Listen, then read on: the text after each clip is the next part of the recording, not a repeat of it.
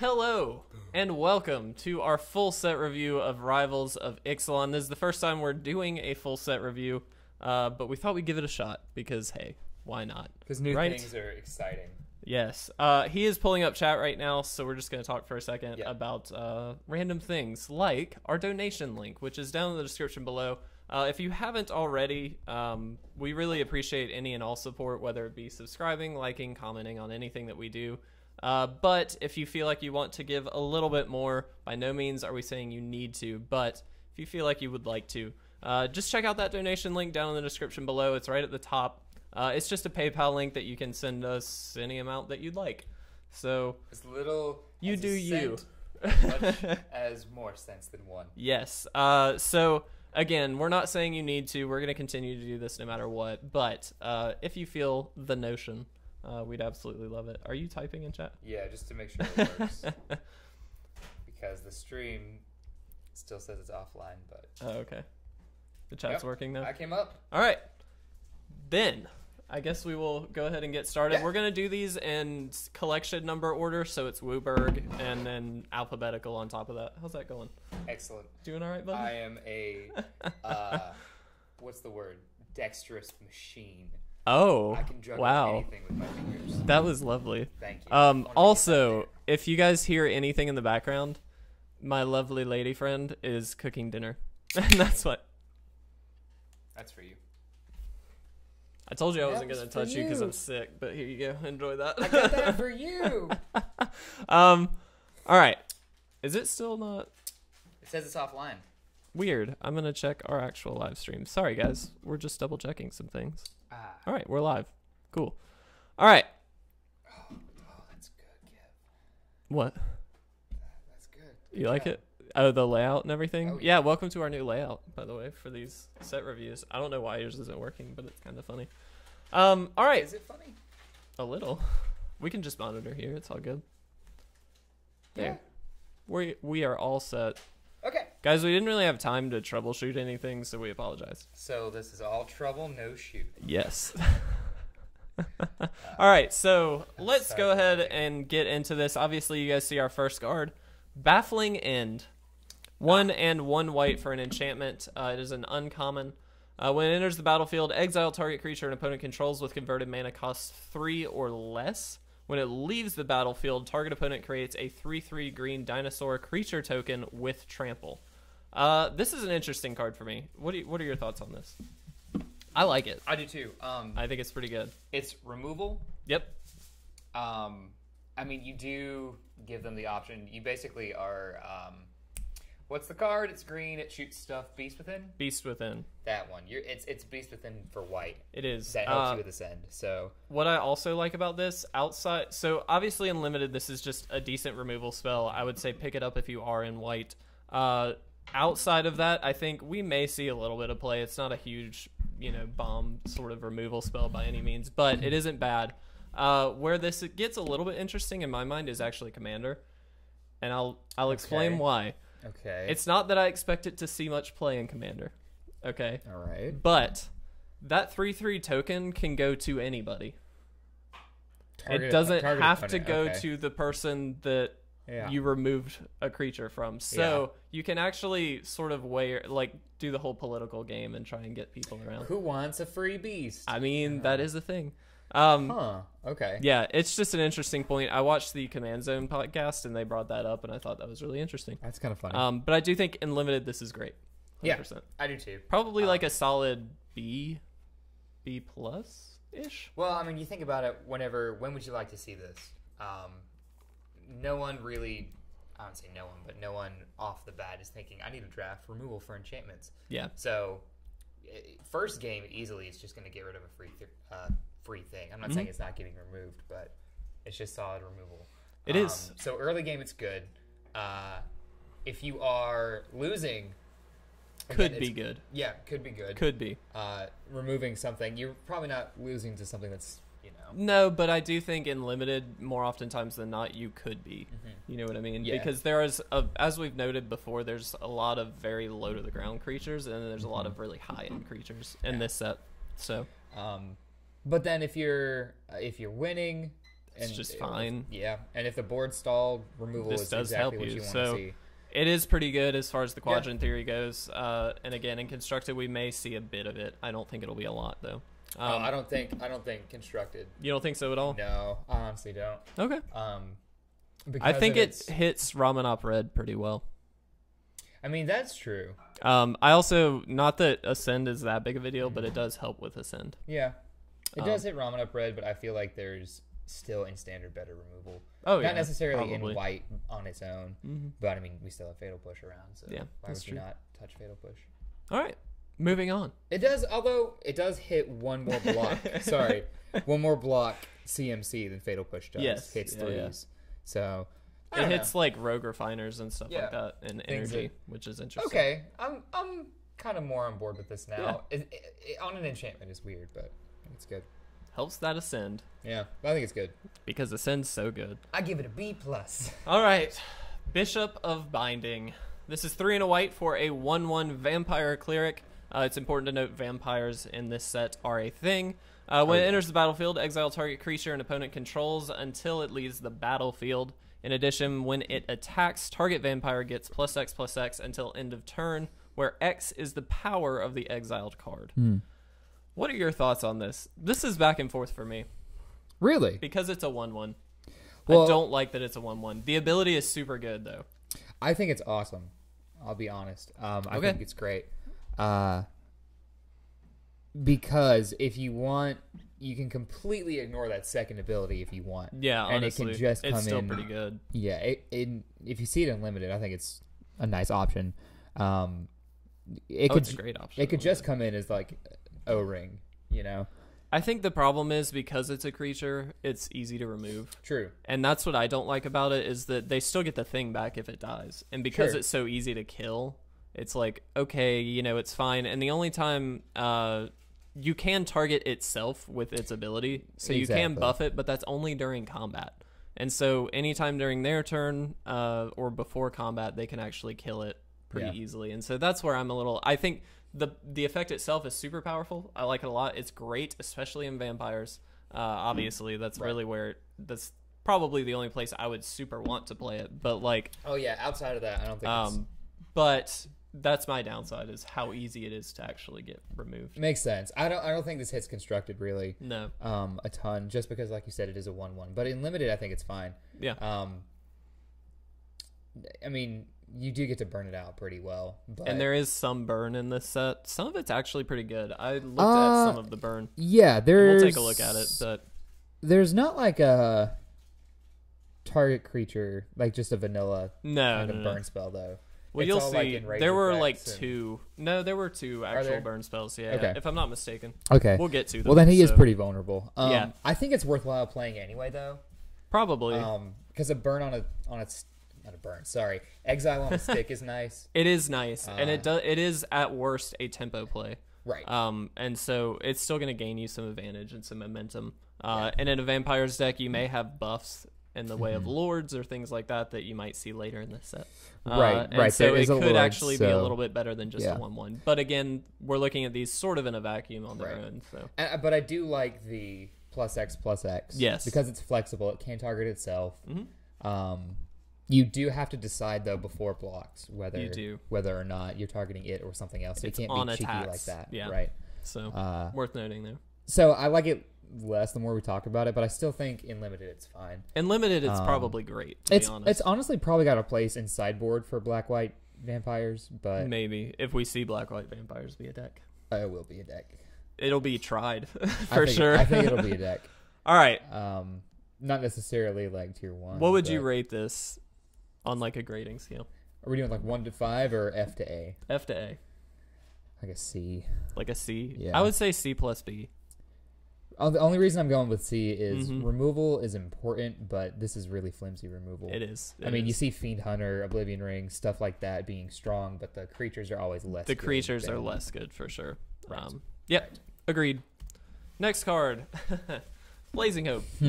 1 white for an instant at uncommon. Exile target creature with power greater than or equal to your life total. Yeah. I will say in tomorrow's episode that I think this card is interesting, and I still do. Yeah. However, It's not very good. You don't think so? In limited, I find that it would be probably pretty terrible. Yeah. I don't think in limited it's that good unless you're against somebody who just pulled a really good bomb, as in a 12/12. But against like just the normal board state that we tend to see in limited, where it's a bunch of sort of low cost creatures, things like that, removing one of them is not that great. Okay. And in addition, you'd have to have a very low life total to be able to remove it in the first place. Yep. So I'm not a fan of it in limited unless you have a big bomb to target with it. So I think it's very hit or miss there. I'm on board with you on that. I think that, the instant 1 white exile cards are fantastic. They are. But this one just is flawed fundamentally. It is. Even though like life totals, we've said before, aren't super important. In limited, that's the one place that rule is kind of like catty-cornered in. Yeah, you can still abuse your life total. You can still, what's the word it's a tool for you to utilize. It is, yeah. And it's a resource just like mana or land, anything like that. It's just like a resource. However, your resource to play this card fundamentally has to be low. Yeah. And so that's just kind of a bad combo, right? It's like scary. That's not exactly what you want. It's scary because even if you're at 50% of your life, you are looking at a terrible, scary bomb that you can hit. And then a bunch of like limited though, you rarely ever lose to a 10/10 or an 8/8 or a 4/4 even. It's just a flood of things all at once. And if you're low enough to be able to ping a 4/4, like that's just not good. It's not. That being said, we'll talk about it tomorrow in the episode. This might have implications outside of Rivals. I think so. And that's fine. Yeah. I hate this card, but I'm not going to draft it.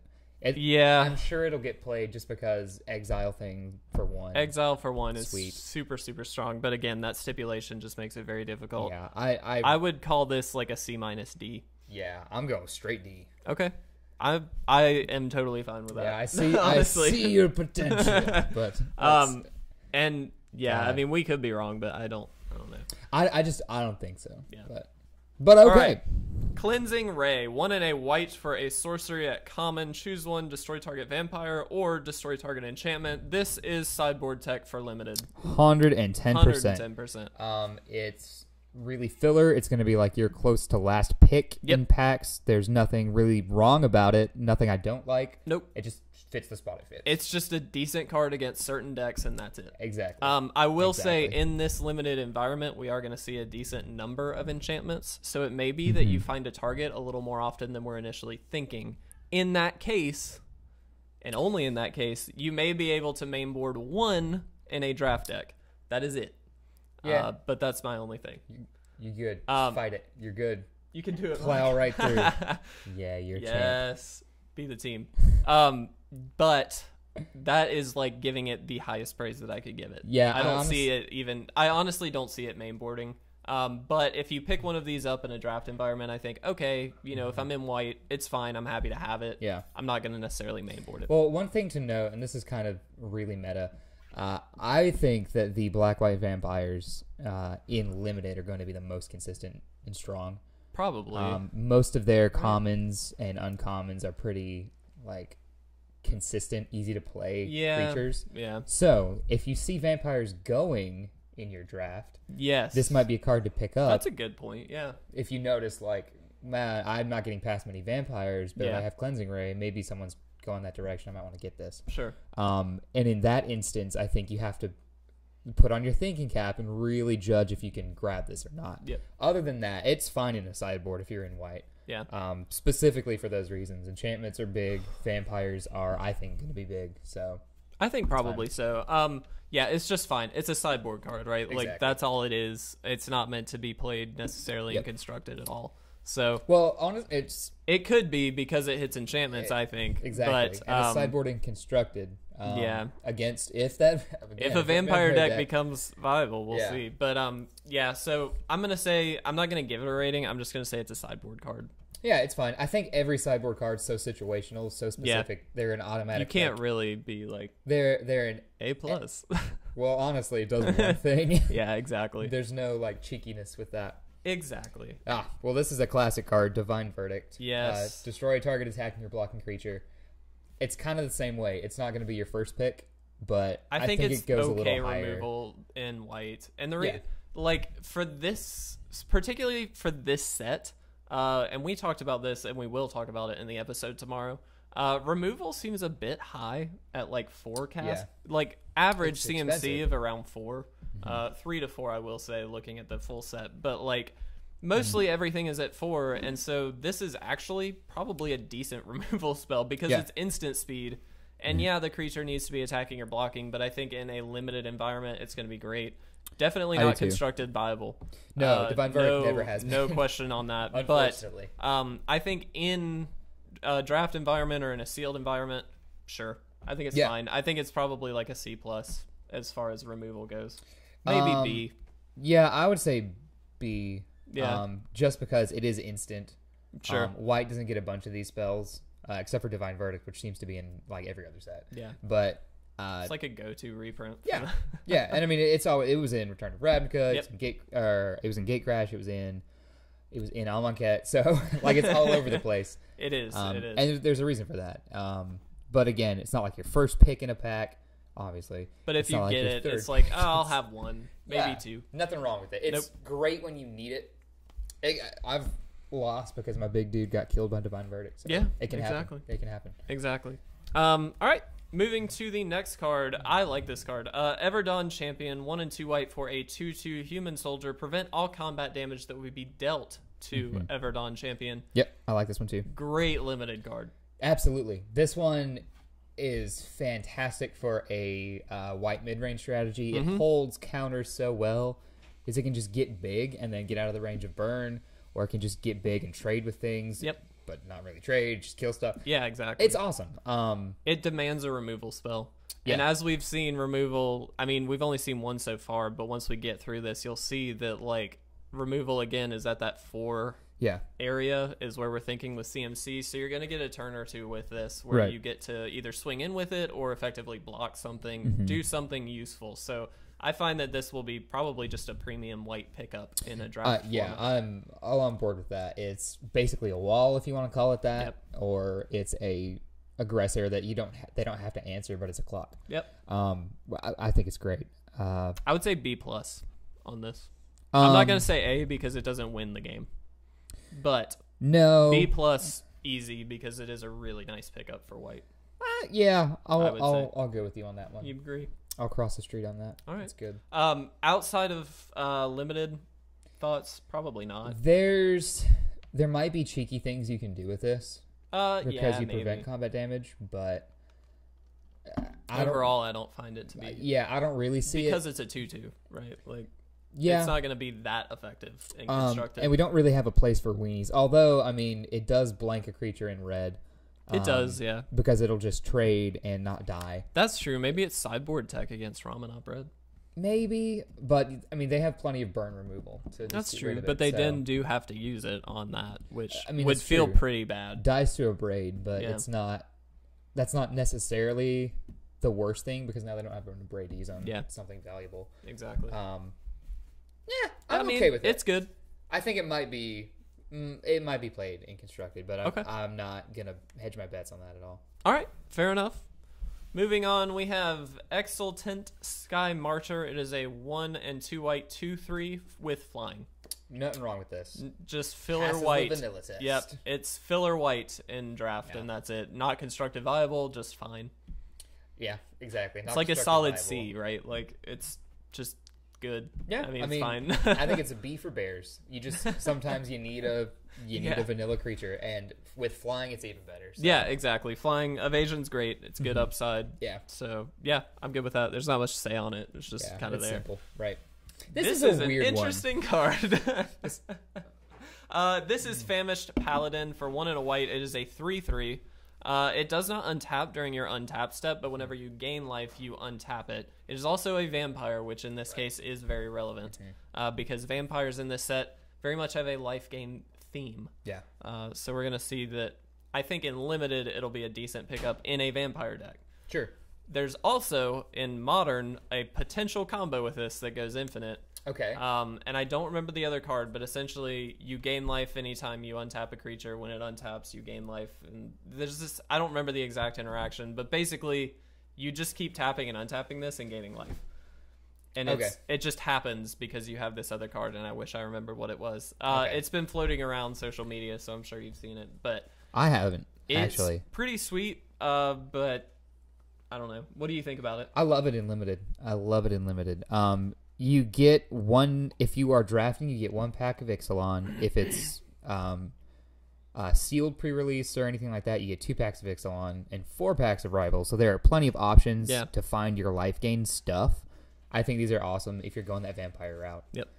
If you've got some other outlet to gain life, it's great. Because it's a 3/3 on 2, it's really efficient. Yep. But only if you have that ability to gain life.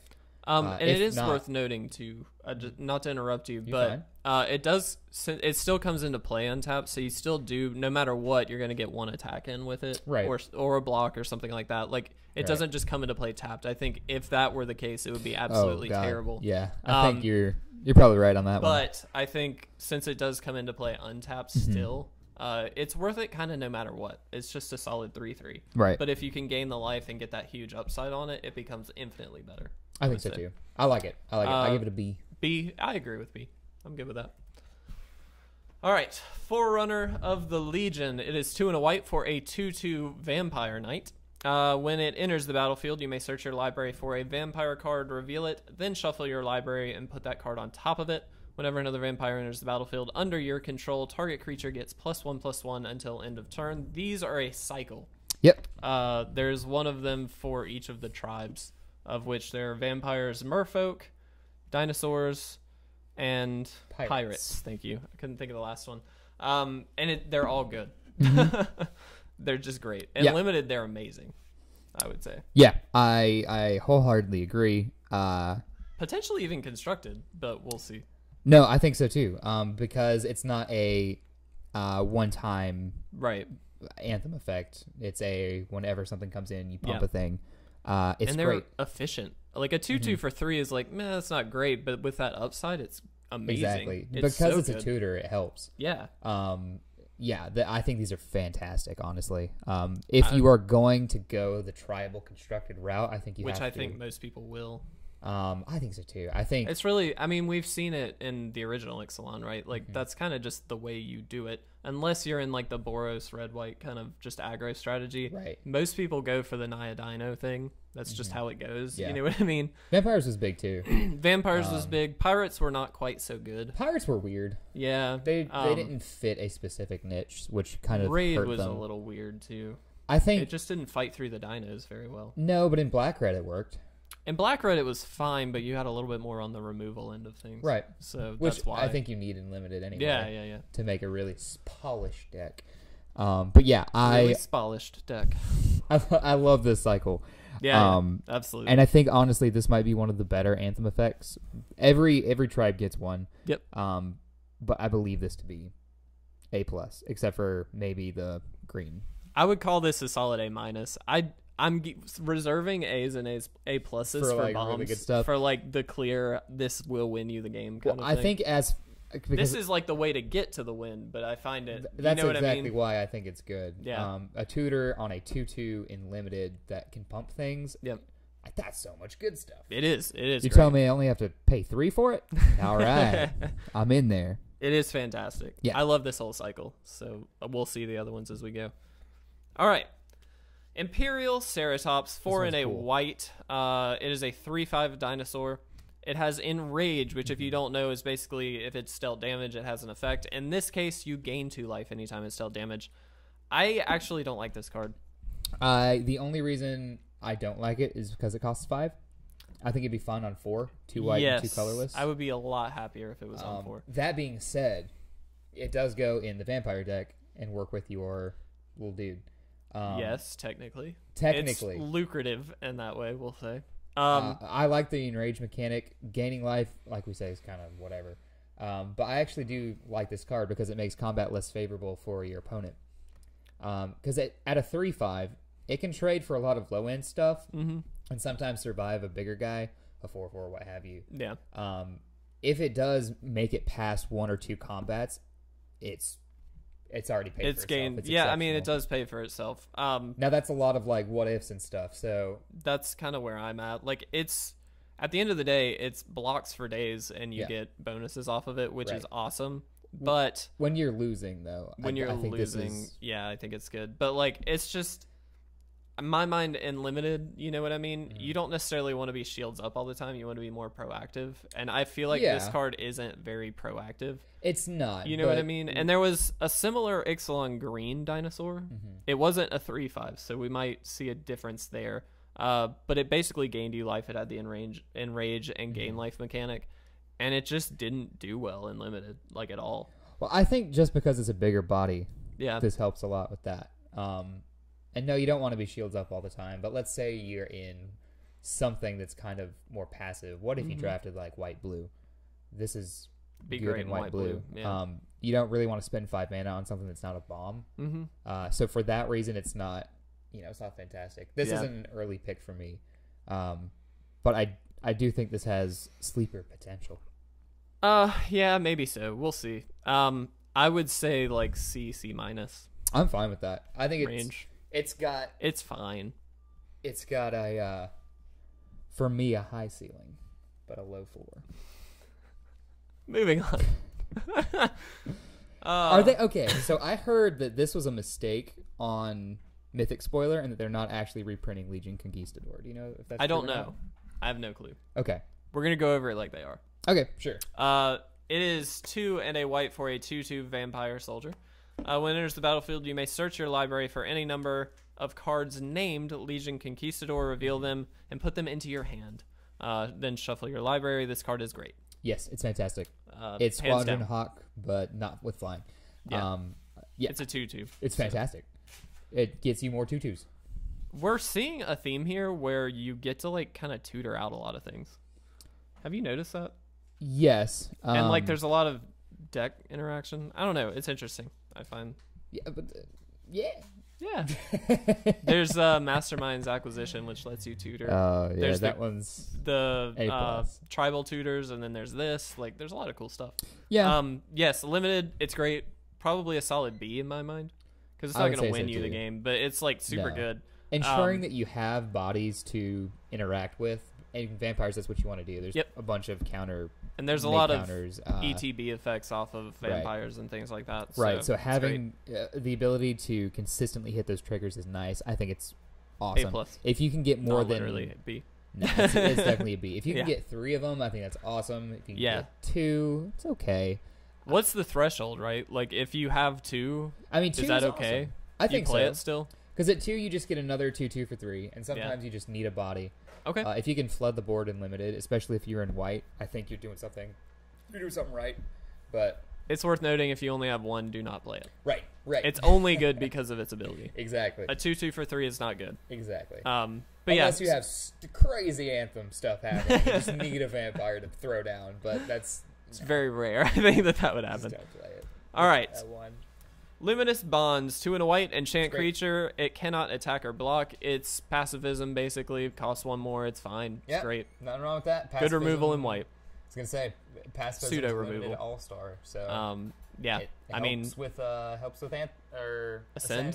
It does help with Ascend. It adds another permanent. Without taking away another permanent, which I think is important because, we see something like O-Ring, exile a permanent. Right. In this case, the permanent stays on the field. You just add to it. And so, you're actually kind of boosting the Ascend pretty well. It's just good removal. There's not much to say about that. Yeah. Good. Majestic Heliopteris. I think Heliopteris. Something like that. Let's go with that. That sounds good. It is a 2/2 for 3 and a white flying dinosaur. When it attacks another target dinosaur you control, gains flying until the end of turn. This card is awesome. I like this card. It is. It's interesting. It is interesting. Because if you draft Naya, I think it works way better for sealed than draft. But I would agree. But that being said, it's still great. If you can splash for white in a green dinosaur deck or something like that, or green-red, I'd say you put this in. Yeah, for this, do it. It can give some big, scary stuff evasion, which is really cool.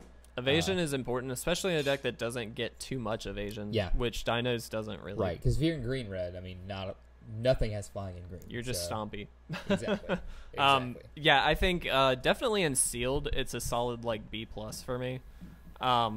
Maybe B+, but I think in draft it's probably still like a B-. I think it's still probably pretty good. Yeah, okay. Yeah, I'm kind of with that. Agree. I don't think constructed it's viable.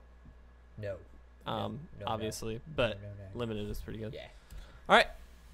Martyr of Dusk, 1 and a white. I really like this one. Yeah, this card's great. It is a 2/1 vampire, naturally. When it dies, create a 1/1 white vampire with lifelink. This card is awesome. It's Doom Traveler, but it has tribal support. A better Doom Traveler at that. Maybe. It's definitely better. I don't know that it's better. Kidding me? A 2/1 and the token has lifelink? Yeah, but Doom Traveler is 1. And the token's just a 1. And the token has flying. Oh, does it have flying? Yeah. Oh. I like that it costs 1. That's what I like about it. But this is still awesome. This is basically just the standard version of Doom Traveler, and it's great. So definitely really, really good. In a vampire deck, it's at a premium. Oh, heck yeah. However, it's really just good filler in a draft environment for any white deck. It's just kind of good. Definitely. It doesn't. It's a 2-for-1, right? Like no matter what. If it trades with something, you replace its body. It's exactly. Yeah, I love it. It's great. I would say like a C+B. I would say B, just because it's cheap little guy. Yeah. With that tribal support that you mentioned. It just doesn't do anything late game, which is my problem with it. It No, blocks effectively, but that's unless about it's it. got that ETB. Or, yeah, exactly. It would be paired with something. Right. So. Yeah. Moment of Triumph. It is a 1 white instant. Target creature gets +2/+2 until end of turn, and you gain 2 life. It's just a combat trick. It's cute, but yeah, it's fine. Combat tricks are, again, they're kind of that specific, like, ugh. Yeah, it does gain you 2 life, so in vampires this might be a thing because there are a few cards that trigger off of life gain, but other than that, not playable, really. I mean, it's fine, but it's just filler. Combat tricks will be combat tricks. Yeah, this is a cool one. This is an interesting one. Paladin of Atonement. It is a 1/1, for 1 and 1 white vampire knight. So many vampires. At the beginning of each upkeep, if you lost life last turn, put a 1/1 counter on it, and then when it dies, you gain life equal to its toughness. It's just a really good card, to be honest. I mean, I think it's good. Yeah. In limited, it's great. Yeah, that's not the only place, but it's kind of hard to justify in constructed off the bat because until you lose enough life, it'll just die to a braid and stuff like that. Yeah, exactly. So it's kind of hard to see it in constructed without support. I would agree. That being said, there's ways to exploit losing life. There's that dumb pirate that I'm frustrated with that could work really well in a black-white deck. You know what I'm talking about? No. It's a ogre card. It's a 3/3 for 3. That's what I mean by hill giant. That's the card. Okay. But if you don't control another pirate, you lose 2 life. So you throw that down, you give it a counter. You have a 3/3 and a 2/2. Not bad. I mean, it's fine. It's got some cool interactions. Yeah. I do like it, though, in limited. I mean, it's just good because you're going to lose life anyway. Yeah. I don't think it's a powerhouse, but I think it's efficient. It is, and I think it demands a removal spell pretty quickly, and that's what I like about it because you're not going to block with it, right? You're just going to let the damage go through unless you have to. Right. And so they're going to want to remove it when they can, and that's by burning it or doing something like that. And so, it'll be okay. Just okay. What do you think, B? C? C+. C+? Okay. This card is interesting. Pride of Conquerors, 1 and a white for an instant with Ascend. Great. Creatures you control get +1/+1 until end of turn. If you have the city's blessing, those creatures get +2/+2 until end of turn. I mean, it's not good. Here's how you judge. I don't like that the Ascend mechanic doesn't actually do that much. I feel like it's just not that good. Right. Here's how you judge an Ascend card. If the vanilla effect without the city's blessing is good enough to play, you should probably take it. If it's not good enough to play without the Ascend, you probably don't take it. Yeah. The only place I could see this being played is limited vampires, where you get a lot of just cheap stuff, but even then, I don't think it's good. Don't. I think unless you don't draft this like before last pick, honestly. Definitely not. I don't think so. Like banner effects like this are good, when they're on sticks, when they're on things that last a while. Just one turn. Or if they give some kind of like keyword. Like this just gives at most +2/+2, which is fine. That just means you're going to kill most of their creatures. Because you're going to be in a board state where most likely the opponent has a lot of creatures as well. Definitely. And so like you're probably going to kill off a bunch of their stuff. Maybe pick off a few life. And that's it. Like I want overrun. I want to trample. I want to give extra damage. If it was I mean? If it was... It also gave you lifelink, the worst of the evergreen effects. It'd still be awesome. That would be great. But it's just +2/+2. It's just one extra power for everybody. Yeah. I'm not sold. I'm not sold either. I think it's D. D. I'm fine with that. Radiant Destiny, 2 and a white for an enchantment with Ascend. As it enters the battlefield, choose a creature type. Creatures you control of the chosen type get +1/+1, so it's an anthem. As long as you have City's Blessing, they also have Vigilance. I think it's fine.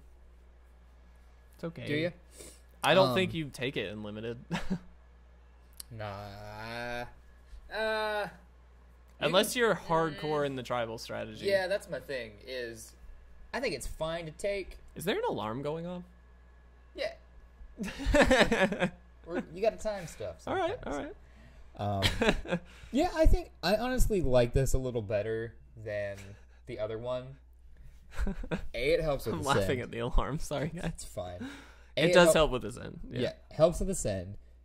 It's just a constant anthem effect. It's not. It's not an instant, and it's upside too, where they get an evergreen effect, Vigilance. If Ascend is triggered. Right. I think it's fine. It's fine. The white vampire. It would not be a first pick for me. God no. But I think that it's probably got a solid place in a vampire deck. I'll buy it. What do you rate it? C. Okay, I will agree with that.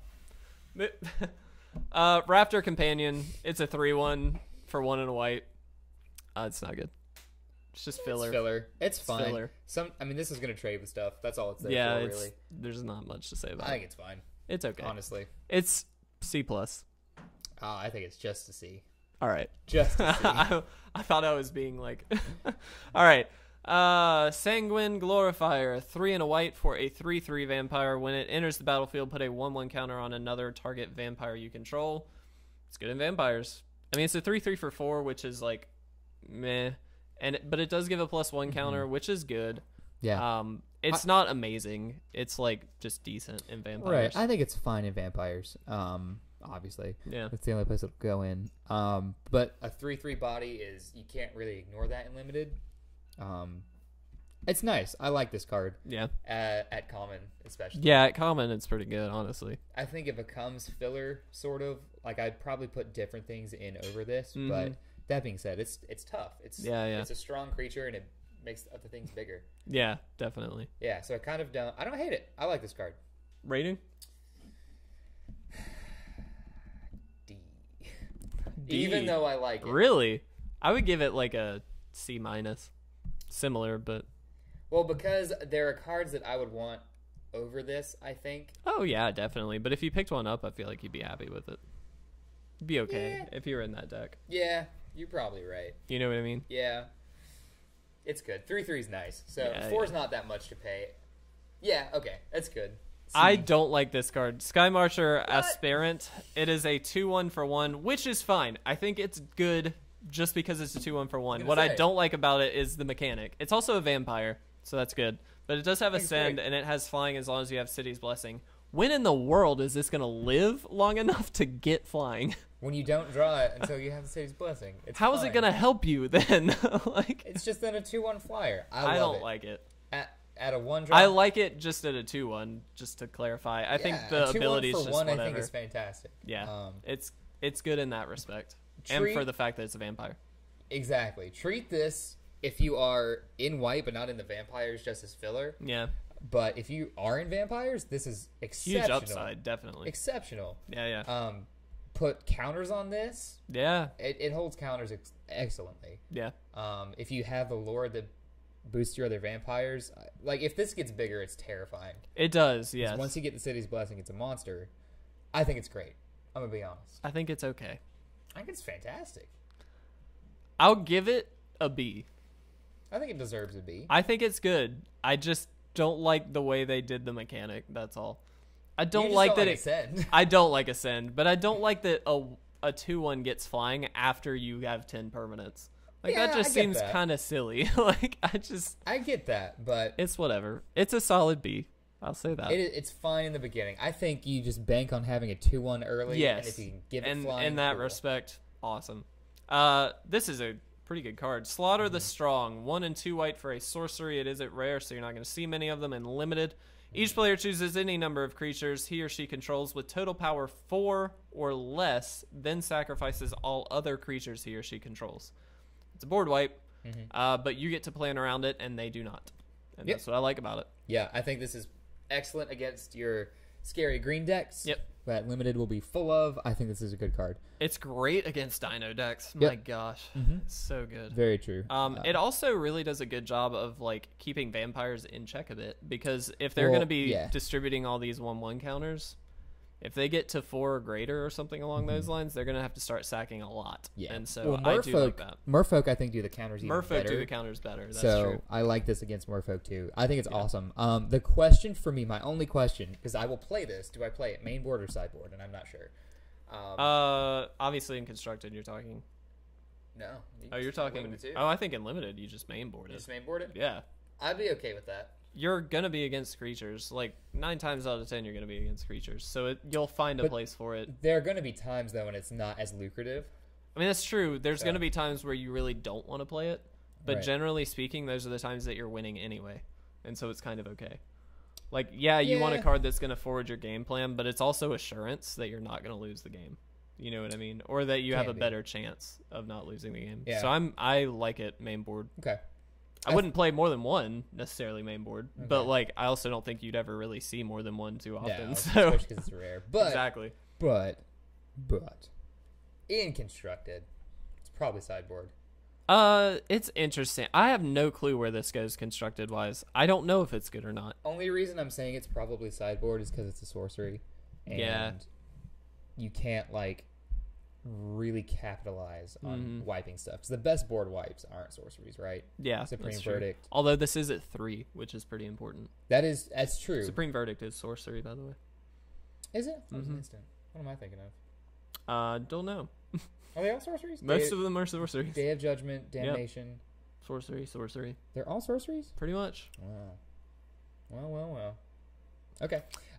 Yeah, I think this is interesting. I'll be interested to keep an eye on this and see where it goes in Constructed, if it goes anywhere. I definitely think Limited is great. I mean, you know what? Thinking about it though, it hits a lot of Teamer energy stuff. It does hit a lot of Teamer. Glorybringer. It punishes them for, and it kills Hezret, right? Or is she a 3/4? She might be a 3/4. I don't know. Let's look right now. Well, total power 4 or less, so as long as it's 4, it's fine. So right, I just think she's a 3/4. If this kills Hezret, it's I think Hezret's indestructible though, right? Well, sacrifice. Yeah. Exactly. I think if it kills Hezret, it gets a lot better in my head. Yeah, for sure. She is a 5/4. So it does get rid of Hezret. Yeah, I'm putting this in my sideboard. All right. For sure. Okay. I'm with that. That takes the big scary things away. Instantly. Yeah. It hits Hydras. It hits an out-of-control Long-Tusk Cub. Yeah. All right, I'm liking it more and more. It's pretty good. Sideboard, I think, but still good. I like it. Moving on, Snubhorn Sentry. This is a 0/3 for 1 white. It has Ascend. It gets +3/+0 as long as you have the City's Blessing. So you must hate this one.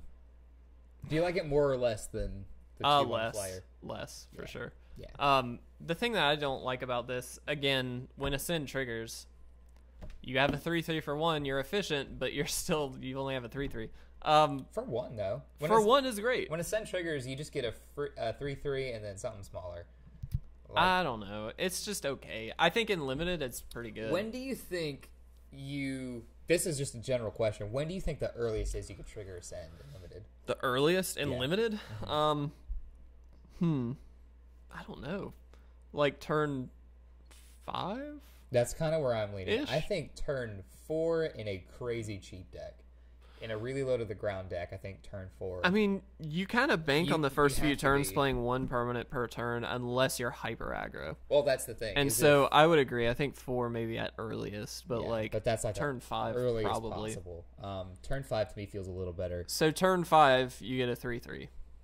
And then something for 4 mana. I don't know. Yeah. I'm not sold on it.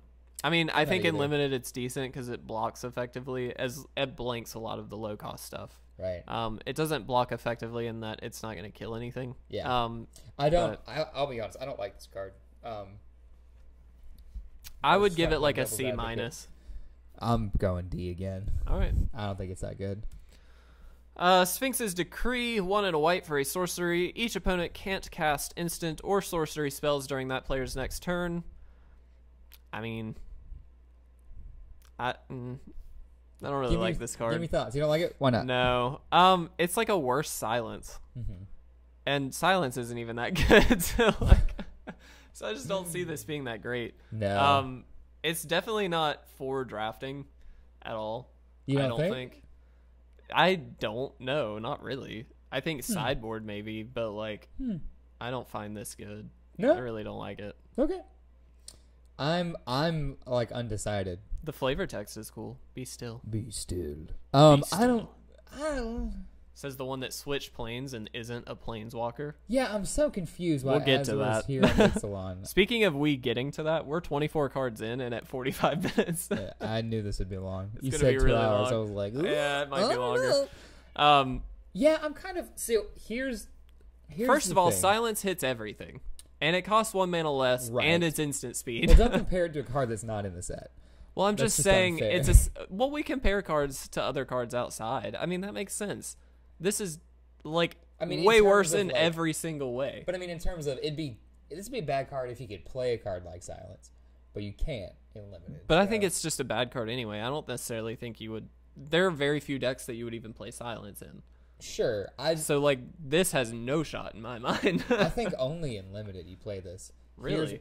Here's why. If you are winning combat, you can lose to something stupid like Divine Verdict, for instance, some burn spell. I don't know. They pump their crew, give them all +2/+2 if they have a send. Yeah. So, but the thing is, you never know for sure. So half the time you play this, very likely you're not doing anything. Sure.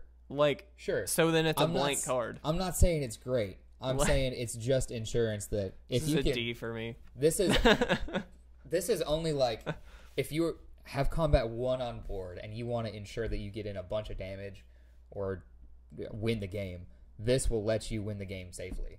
If they can't do anything on board and they can't counter it, then you've won. I mean, you know what I mean? It's just how often have you not already won at that point? I mean, there are times where that comes into play, but I'm just saying, generally speaking, as many times as I've played limited, silly instants and tricks have won and gotten people out of binds. Yeah, I just wish if it was instant, I feel like it'd be awesome. Oh, if it was instant, yeah. Because then you could play it on their upkeep. Yeah. That would be sweet. I would 100% like it more.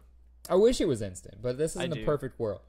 Yeah, it's far from it. Yeah, I'm not a fan. I give it a D. Optimistic C. Yeah. Okay. This is just insurance for me. Yeah, it could win you the game. I know, but I just don't like wasting a slot on it. It's a gamble, but it's not a waste though. Half the time it is. See, I don't think so. About half the time, I think it would be. It's more than half, honestly. It's only good the late game if you've got the win close to it and you don't want all right. Let me go back. If their tempo play is let you attack in and then pump your dudes, trade a bunch of stuff, and win on board, if you're at parity and they can leverage their creatures over yours, if you've attacked into a seemingly harmless board, you've lost. There's no coming back from that past turn 4 or 5. This saves you from that. It does.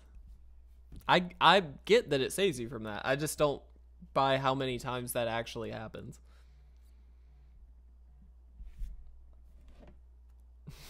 Hold on. I think it's better than you're giving it credit for. Maybe so. But it's only you don't play it until you're like, all right, I got it. Yeah. But that just seals it right there. Like in the winning slot, excellent. Early game slot, terrible. Garbage. Absolute losing garbage. slot, I don't know. Probably garbage. It kind of depends on how you're losing, though. I mean, yeah, that's fair. But you can say that about plenty of stuff. I don't like it. Anyway, Squire's Devotion, 2 and a white for an enchantment. Enchant creature gets +1/+1 and has a lifelink. When it enters the battlefield, create a 1/1 vampire token with lifelink. This is one of the few enchantments where it's like a buff enchantment that I'm cool with. You like this one? I don't like it, but I think in the vampire deck, I'd play it. I think it's fine. I'm just surprised that you would like it. It's not something that I'm like crazy about. I'm just saying 9 times out of 10, these types of cards are absolute garbage.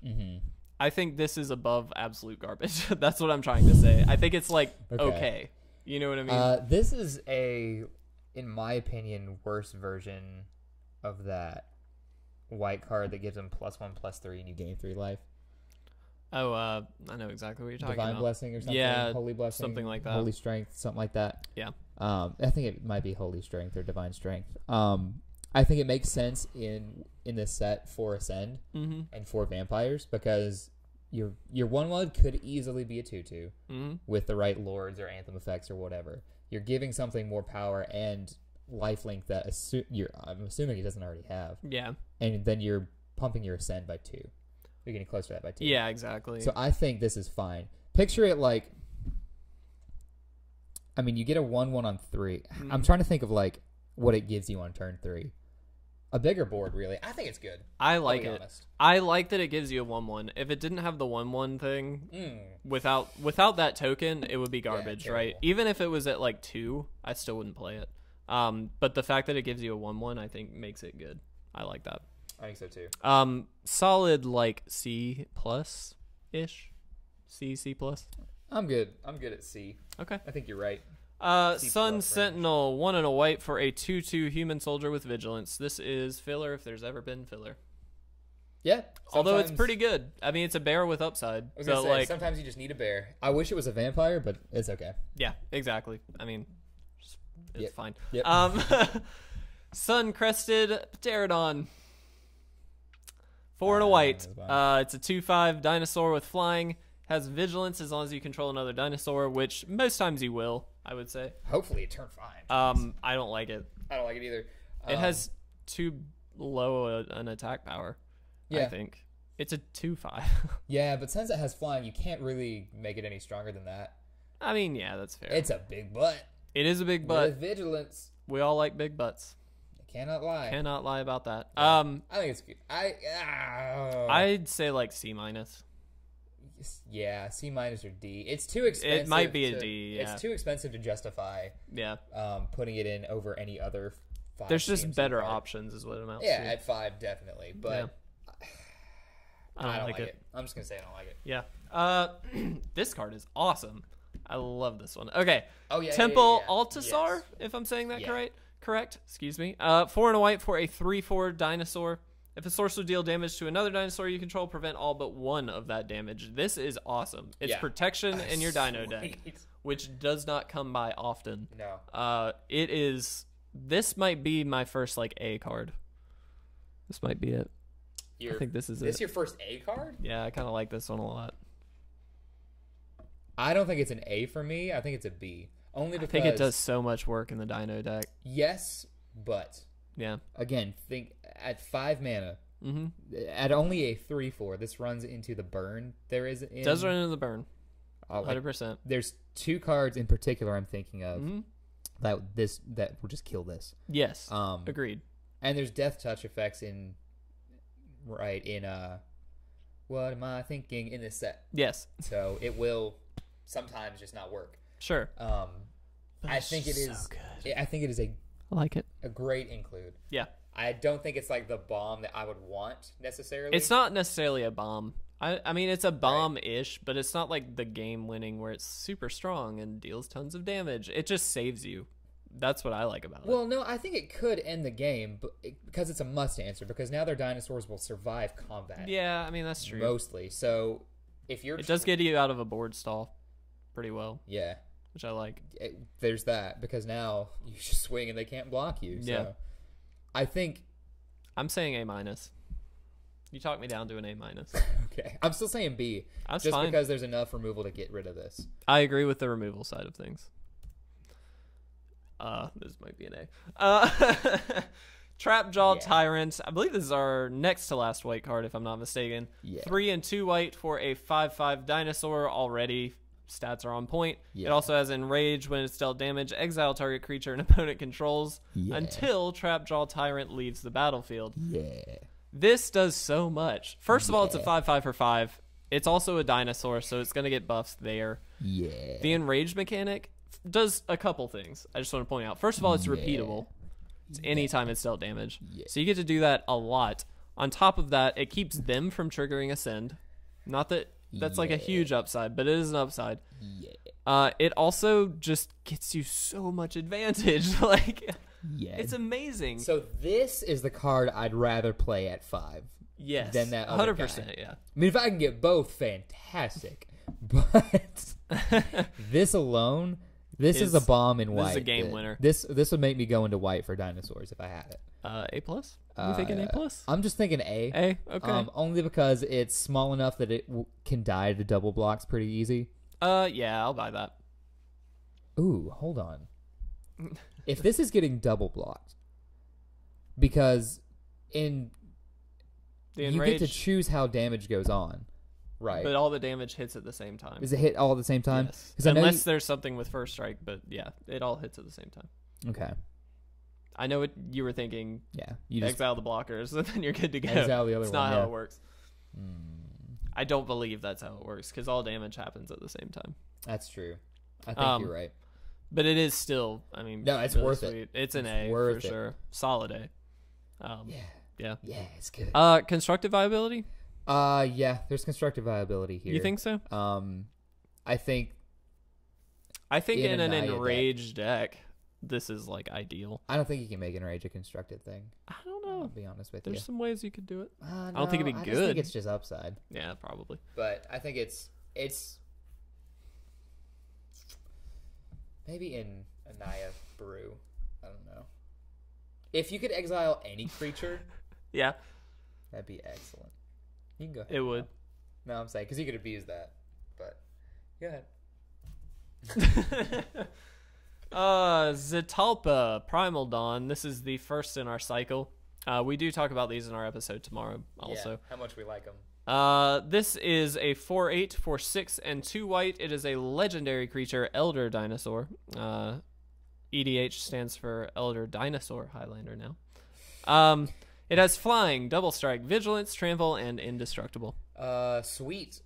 We're putting this in the Godpharaoh's Gift. Yeah, I was gonna say the Temur energy that runs Godpharaoh's Gift. Yep.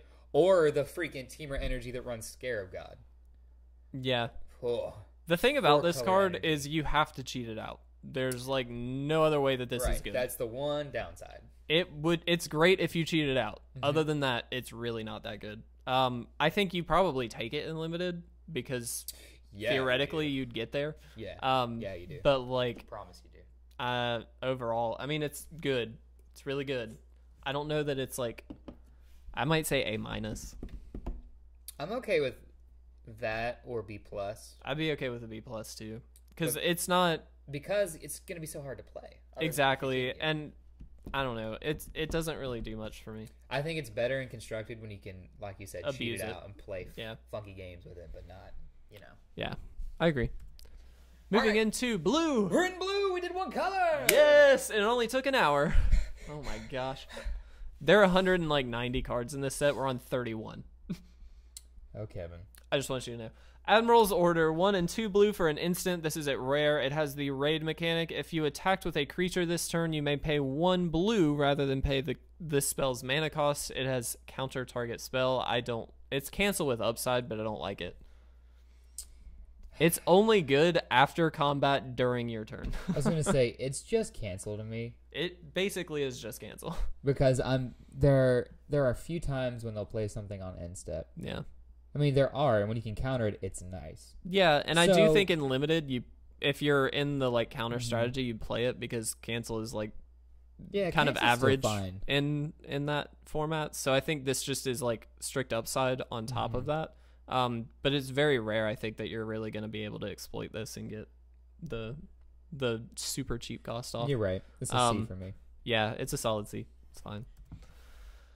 Aquatic Incursion, 3 and a blue for an enchantment at uncommon. When it enters the battlefield, create 2 1/1 blue merfolk creature tokens with hexproof. That's important. It also has 3 and a blue. Target merfolk cannot be blocked this turn. This is great in merfolk. Yeah, I love it in merfolk. It gives you 3 for your ascend counter. Yep.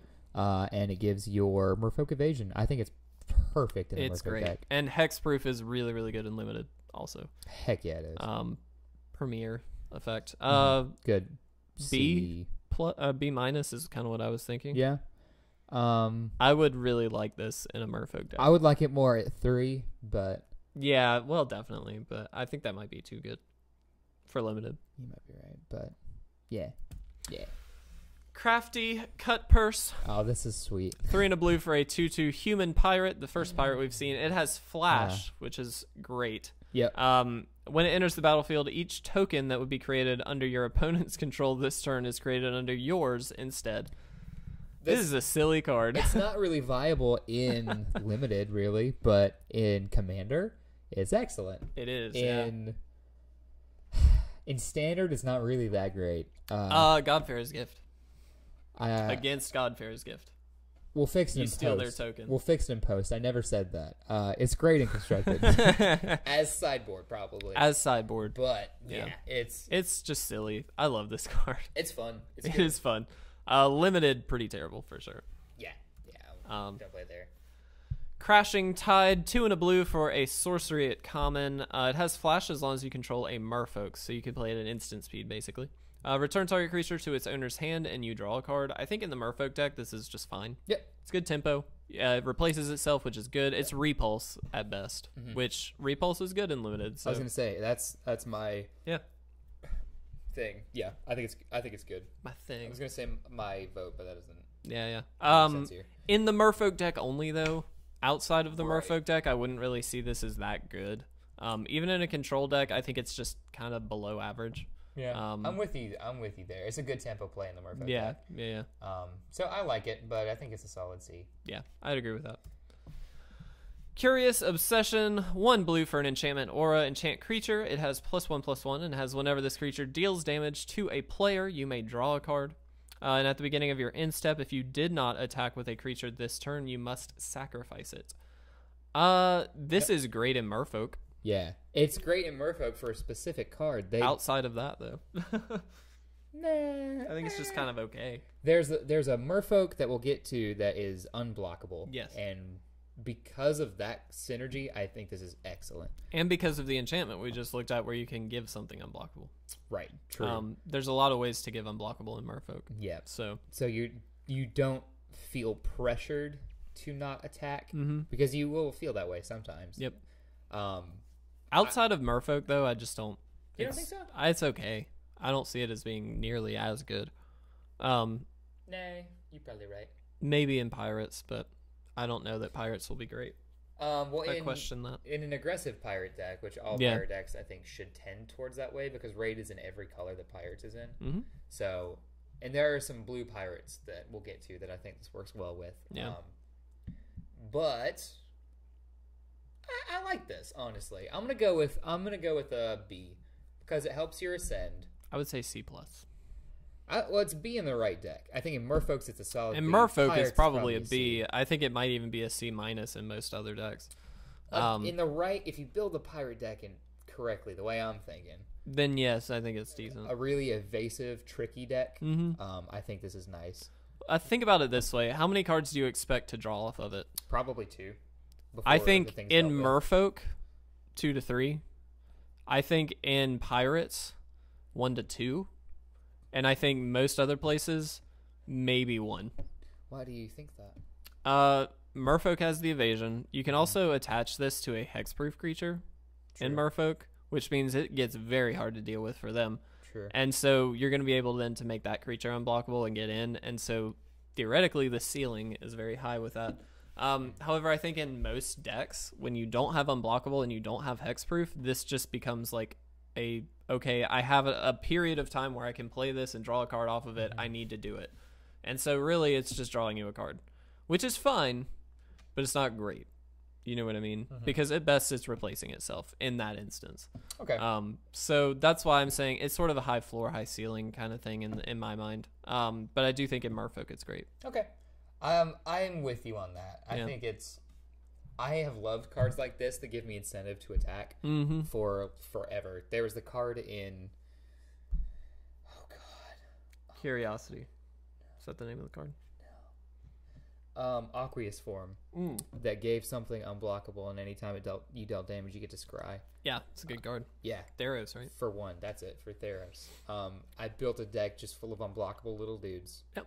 With a bunch of card advantage, and it was sweet. I bet it was. It's a cool deck. So I like it. Deadeye Rig Hauler, 3 and a blue for a 3/2 human pirate, another pirate. It has the raid mechanic. When it enters the battlefield, if you attacked with a creature this turn, you may return target creature to its owner's hand. This is great in Pirates. Heck yeah. No, this is an awesome card, period. This is sweet because it trades the board for you a little bit. Yeah. Right? It bounces a thing. If raid triggers. Right. If raid doesn't trigger, this is garbage. I'm sorry, but it just is. 3/2 for 4 is not good. It's not too good, but... If raid triggers, it's awesome.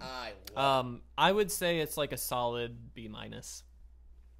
I'm okay with in the right deck. I'm okay with the B realm. I think it's really good, honestly. I think it's decent. Well, it takes... I may be wrong. It takes care of scary tokens if they have scary tokens. It does. Yeah, it does take care of tokens, which is good.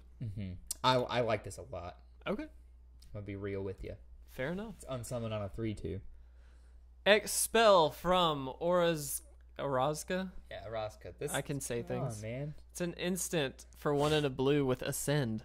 Return target non-land permanent to its owner's hand. If you have the City's Blessing, you may put that permanent on top of the library instead. I love this card in a tempo deck. Yeah. It's great tempo. I mean, it's classic, right? Return something to the hand. Cool. If you can return it to the top of the deck, that's better. Because it basically... It's not like a time walk in that, because they're going to get to still play their turn, but they're going to repeat their turn right most times. And so it's really, really beneficial. Yeah. I would say it's a solid like B+ for what it is. I'm okay with that. It's not as good as Unsummon, but it's pretty good. It's not. Neither is as good as Electrickery. Unsummons way better. Flood of Recollection. 2 blue for a sorcery. Return target instant or sorcery card from your graveyard to your hand, and then exile the Flood. This is an interesting card for me. I think this can be good. But you have to have a good instant or sorcery that's a game-ending instant or sorcery for this to feel really worth it. Yeah, outside of limited, I think it's got way more potential. Yeah. Even in other... in other formats. Yeah. I think it's got more, but like maybe... Oh no, that's such a finely tuned deck. Maybe like... I was going to say, every deck I'm thinking of already has an answer for this. Death Shadow already gets stuff back with Snapcaster Mage. Storm already gets stuff back.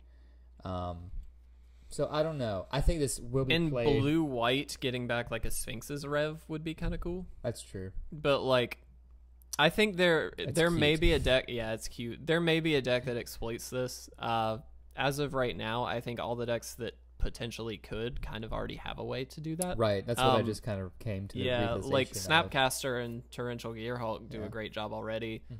In Storm, Yawgmoth's Will and Past In Flames. Right. I mean, right.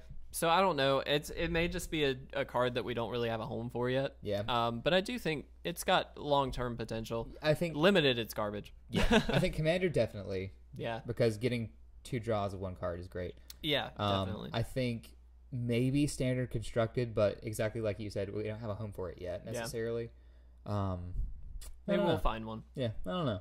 I'm reserving judgment. Hornswoggle. The best name of a card in a while. 2 and a blue, instant, counter target creature spell.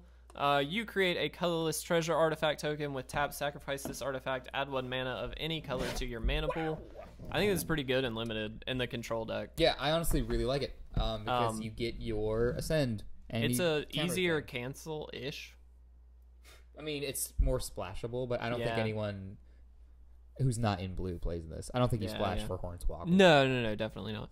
But I like it a lot, though. But I do like it. I'll be honest. Yeah, it's decent. I think it's like... I think it's a C. Yeah, I was thinking like C+. Only because it's a little bit easier to cast. And in Limited, you're going to hit creatures. Yeah. So, like... Well, that's why I like it so much. It's I mean, counter... always awesome. Yeah. But it also gives you a thing for Ascend that you can abuse. True. Induced Amnesia. This card I find very interesting. 2 and a blue for an enchantment rare. When it enters the battlefield, target player exiles all cards, from his or her hand face down, then draws that many cards. When it's put into the graveyard from the battlefield, return the exiled cards to the owner's hand. This is like one of those weird cards where you have no clue where it goes, but when it finds its home, I feel like it's going to be cool. I think it's good on its own already in Limited, only because if you have a crappy hand, it just gets you all new stuff. Yeah. I'm not saying play it because of that. Yeah. But I don't think I would. Yeah, this isn't like a Limited card. No. But if you're forced to take it and you have an open slot, it's not the worst thing to play. Yeah. I think there's going to be some random card that abuses this at some point. Probably. Limited, I say it's really bad though. Not terrible. Yeah, but no, really it is bad in Limited. It's cute. It's cute though. It's cute. There are worse plays. Yeah. Okay, so here we get to some of the pirates I'm talking about. Do you want to go for it? Sure, that's fine. Kitesail Corsair. Corsair. Sure.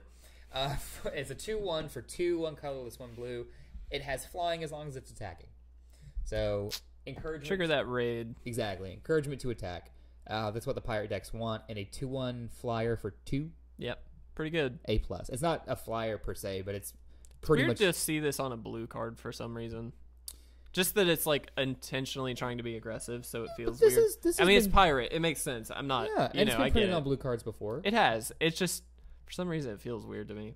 When I think blue, I'm like, preordain. Well, that's because you don't play Mind's Limited Desire. that much. No, I don't. I play Cube. Yeah, blue can get aggressive. It can. Like blue-white flyers. Blue-white flyers, yeah. A great place to draft. Definitely. Even mono blue flyers. In Innistrad, that was actually a deck. You just get a bunch of the birds that fly. Storm Raven and the little Welkin Turns. The 2/1s for 2 that fly. Totally. It wins all the time. I believe it. Good. All right, moving on. Kumena's Awakening? I don't know if I'm saying that correctly. I hate this card. Oh, no, it's an enchantment. Never mind. It's 2 and 2 blue for an enchantment with Ascend. It is at rare, so you don't expect to see this. At the beginning of your upkeep, each player draws a card. If you have the City's Blessing, instead only you draw a card. I still don't like it, but it's still not as bad as I thought. I mean, it's okay. It's just at 4 mana, I want to be more affect the board. You know, it's like in Limited. I'm saying in Constructed, this is way worse than any of the other like everybody draws a card thing. Yeah. Group hug decks in Commander might like this though. That's the only place you'd see it. I think. Yeah. Because once Ascend triggers, it's just pure upside for you. Yep. So go for it. But outside of that, I mean, it's pretty garbage. I don't like it that much. I really don't. Cloaked Herald. This is the Merfolk we were talking about earlier. It's a 1/1 for 1 blue.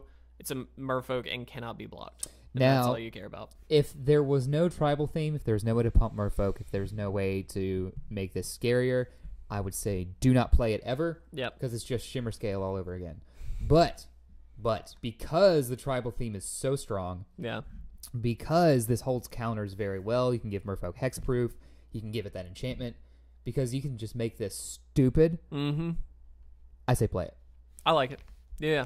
I think in Merfolk, it's great. Right. Right. Other than that, no. Honestly. And only in Limited. Yeah. I would, only in Limited.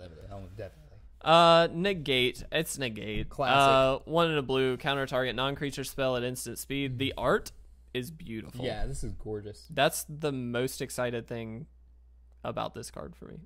I just like the art. I mean, it's a good card. Negate's good, but like any deck I have Negate in, this is the art I wanted in now. Yeah, I really like it. And foil will be awesome, if not a bit curly. Nazahel, Primal Tide. Oh, hello. Nezahal, excuse me. Legendary creature, Elder Dinosaur, EDH again. It's a 7/7 for 5 and 2 blue. It cannot be countered. You have no maximum hand size. Whenever an opponent casts a non-creature spell, draw a card.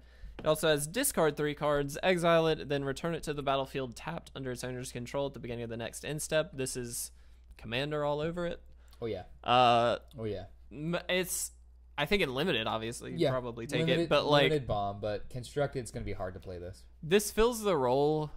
It's trying to fill the role of what control decks want as a finisher. Yeah, it's just a little too expensive. I would agree, and it doesn't do enough as a finisher. Like, for control deck finishers, you have some things you can abuse usually, and this just protects itself and gives you card advantage for like anything they try to do. Yeah, which is fine. Like, that's good. It's really good. I just think there are better choices. I miss like when I played Standard, I played Esper Control, and we had things like Obzadot, which was really sweet, which just like started nerfing people for life and then exiling and coming back in fate. Right. Or Aetherling, where you could play it for really cheap, and it wasn't necessarily super strong, but like you could just phase it out every once in a while if you needed to. Like it was super difficult to kill. And so this is fine, but I think the cost is just so hindering. Like, let me discard 3 cards just for this. Like you're gonna draw cards off of it, but still seems a little crazy to me. Though in limited, I think it'd be great. I agree with that. Release to the Wind. We are going to talk about this card in the podcast episode tomorrow, but it is 2 and a blue for an instant at rare. Exile target non-land permanent. Worth noting it's non-land, so it can be any other permanent. For as long as that card remains exiled, its owner may cast it without paying its mana cost. Do you want to say your... Yeah, this is a... We'll say it tomorrow, but I'll say it again here. This is a trap for new players. For them not to take it, which is great for us because we will take it. Not necessarily in limited, but you can abuse things with this very well. We talked about combos with this. Yeah, there's definitely combo potential here. I don't know what yet. I don't know what it fits in. So until then, I'm not like gonna go out and buy these. But no, I don't think it'll be, at least for a while, it won't be an expensive rare. I think if it finds a home, it would be really good in that home. But it just protects yourself is really what it amounts to, and gives you an extra ETB effect if that's what you're going for. So I can see a scary Naya flicker. Yeah, maybe. With this. But it's blue. Oh yeah, not Naya. What am I thinking? Jessica. Junk. No, not Junk. Shoot. What is Bleen? What? Bleen? What is green, white, blue? What is that? Bant. Bant. That's it. Bant flicker. Bant would be pretty cool. Yeah, limited. It's not good. River Darter. I don't like this card. I don't like this card either. 2 and a blue for a 2/3 Merfolk. It can't be blocked by dinosaurs. This is so weird. It's like, it's so strange. What is? I don't know. I don't really like this. I don't either. I think if you're against dinosaurs, you side it in. Because why not? What is that? What the heck is this? Oh shoot! I know what that is. It's a battery for a drone. Why do you have a drone battery in your pocket? Because my brother got a drone for Christmas and we were flying around with it, and I forgot I had it in my I know pocket. we're like an hour and a half in, but what? Yeah, brother got a drone for Christmas. It's sweet. It's got a little camera on it. I'm kick ass at flying that thing, so it's great. But I have its battery. It came with 2. You can charge it. So, whoops. Anyway, all right. This card is bad. Unless you're against dinosaurs, then it's okay. But like, it's not. It's not good. It's not good. I wouldn't play this. I would side it in against dinosaurs if I was in limited. But it's okay filler if you have no other option. Yeah. I don't like it. I don't either. This card I love. Riverwise Augur. 3 and a blue for a 2/2 Merfolk. First of all, Merfolk is important. When it enters the battlefield, you brainstorm. You draw 3 cards, then put 2 cards from your hand on top of your library. This is awesome. Obviously, it would be better if you have shuffle effects. Evolving Wilds is in this set, though. So if you pick up an Evolving Wilds, maybe you can exploit that a little bit. Even so, it is still good. It's not great, but it does replace itself, and you can stack your next couple draws. So I like it a lot. I would give it probably like a B. Yeah, I'm with you there. In Merfolk, it's great. So yeah, I really, really like this card. Yeah, I like it a lot too. It's good. Sailor of Means, 2 and a blue for a 1/4 human pirate. When it enters the battlefield, create a treasure token. Cool. Ascend. That's it. It's fine. It's a body to protect an you. Ascend enabler. It's not that good. That's what these little token guys have become for me. Yeah, because I never use them to like pump Dinosaur, like get anything big out. They've just become a send for me. Yeah, I don't like it. Yeah, I don't like it either. Sea Legs. It's an enchantment for 1 blue. It has flash. Enchant creature gets +0/+2 as long as it's a pirate. Otherwise, it gets -2/-0. I don't like it. In pirates, I do. I don't. It's a combat trick that lasts. Or it's a blank on something on their end. But it's a combat trick. I know. I don't like it. But it lasts more than 1 turn. I don't like it. Right. I don't like it. I don't think it's great, but I kind of dig it. It's just that in a pirate deck, I don't really see you playing this over another creature, like over a pirate or something. Yeah, but if you didn't have one, you'd... If you didn't have one, sure, it's fine, but I'm not... It's a middle-of-the-road C for me, because at the end of the day, to me, it's a combat trick. Okay, or it's shrinking I'll buy something. a C. I'm fine with that. Seafloor Oracle, 2 and 2 blue for a 2/3 merfolk. When a merfolk you control deals combat damage to a player, you draw a card. This is as good as merfolk gets as far as bombs go in limited. Like, no, sir. Oh, that's okay. There's one more. One more. But this is quite good in limited. Yeah. It's fantastic, Yep. honestly. Yep. It I honestly think even in constructed, maybe even standard constructed. Standard constructed, Yeah. to be fair, yes, but I think in I'm with you on that. Yeah. Definitely would give this like B+ A- range for me. For merfolk. Yeah, Merfolk. I think B is to clarify. is fair. Secrets of the Golden City, 1 and 2 blue for a sorcery with Ascend. Draw 2 cards. If you have the City's Blessing, you may draw 3 cards instead. Excuse me. It's just good card draw. In limited, it's good. Oh yeah, You know what I mean? With potential upside. What you doing, homie? Sorry, someone stole our sign at work, Are you serious? and then they brought it back What? because someone called the cops and said they stole our sign. Sorry, I'll hear about that tomorrow and let you know, Kev, what's going down. I'm interested to know. Anyway, yes. Magic card. Just I love card this draw card. unlimited. I love this card. It's good. Divination with Yeah. 1 extra card if you have the blessing. It's Yep. great. It's just good. Silver Gill Adept, 1 and a blue for a 2/1 merfolk. As you cast it, you reveal a merfolk from your hand. Otherwise, you pay 3. It draws you a card. It's It is good. good. It's very good. It's good. I like it. Yes. I mean, in merfolk, it's perfect. It's exactly what you want. It goes in modern merfolk, so Yeah, it goes in modern. it's excellent. Siren River, 3 and a blue for a 3/2 Siren Pirate. Interesting artwork. Siren Reaver costs 1 less to cast if you attacked with a creature this turn. It also has flying. I think it's okay. I think it's good in Pirates. Exactly. In Pirates, it's okay. A 3/2 for 3 with flying is nice in limited. Yeah. It's good. For 4, that's not crazy. Like, that's Honestly, good. no. Honestly, And if no, you it's get not. to pay it for 3, that's really good. So Heck yeah. I I'm like fine it. with it. I like this card a lot. Yeah.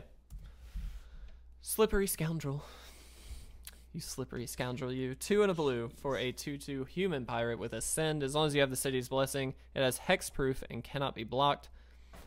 There's evasion. Evasion and protection. I like this in Pirates a lot. It's awesome. Might just be good anyway, but like It is awesome. There's a blue aggro deck lurking for limited that this would love. this would have a home in for sure. Heck yeah. I think it's great. in rating? Raid. Yeah. What's your rating? Rating? I think B. I'd say B-. Because after you get that Ascend, it holds all the pump effects, counters. Yeah. And it's just unanswerable, really. Yeah. Agreed. So, Pretty except good. for that white sweeper. Soul of the Rapids, 3 and 2 blue for a 3/2 flyer with hexproof, limited. Filler. Filler. I think it's above filler because of hexproof and think flying. But because it's 5 and only a 3/2. I mean, I get that, but It dies they can't to anything else in the air. in the air. Yeah, I Anything mean else. that's fair. It's hexproof. I like hexproof. Yeah, but it's not big enough for me to pay 5 for it. Would you pay 4? 4 would be I a would pay little too good. I would think pay 4 for this, but it'd be pretty sweet. Not 5, just because there's better things at 5. I think it's a solid card. I think it's okay. Spire Winder. I can talk. 3 and a blue for a 2/3 snake. Yeah, that's interesting. Right? It's not a dinosaur. It's not what I expected at all. Right? The art's great though. It has flying. It also has Ascend. It gets +1/+1/+1 as long as you have the City's Blessing. Hey, Eldrazi's here. What's up, bud? Hey, buddy. How you doing? I don't really like this card. I think it's fine. I do not like this card either. It's like blue filler. Yeah. I mean, at best. 3/4 for 4 with flying is nice, but most often it's not going to be that. Hey, there are no Eldrazi in the set. It's only dinosaurs. It's okay. This is just a snake. Which is so weird. They didn't make it a dinosaur. Yeah, I don't know. It's got feathers. I don't like it. Anyway, I don't like it either. Moving on. Sworn Guardian. It's a 1/3 for 1 and a blue, and it's a merfolk. Filler? Passes the vanilla test. It does, I guess. Oh, it does. Because in merfolk, you can do stuff with it, I guess. So yeah, it's filler. Are we going to pre-release? Any hopeful pulls? He's asking. I'm not going to pre-release, I don't think. I'm thinking about it. Honestly, I didn't think I was, but I'm considering going if I have the time. Yeah. My weekends are stuffed with things to do, so I might not, but I could pull an all-nighter and do it, honestly. So, yeah, I might go. Hopeful pulls from this set. Primal Hunter. Yeah, that's it. That's about it. I'm not crazy excited about this set. I think Limited's going to be a blast, but yeah, outside of Limited, this doesn't really hold much value for me. Yeah, I'm with that. Yeah. Time Stream Navigator. It is a 1/1 for 1 and a blue with Ascend. It's a human pirate wizard. 2 and 2 blue, you can tap it, put Time Stream Navigator on the bottom of its owner's library, take an extra turn after this one, activate this ability only if you have the city's blessing. And I think Commander, this is great. In Commander, it's great. Yeah, it's a Commander card for sure. I think Limited, forget about it. Yeah, for sure. The flip lands Eldrazi are actually really sweet. I'm kind of cool with the one those. You're thinking of, is that the one that is add X mana of any color to your pool where X is your life total? Yes. If so, me too, I really like the black-green Reanimator flip, which we'll get to all of these, so... Warkite Marauder. Well, 1 and a blue.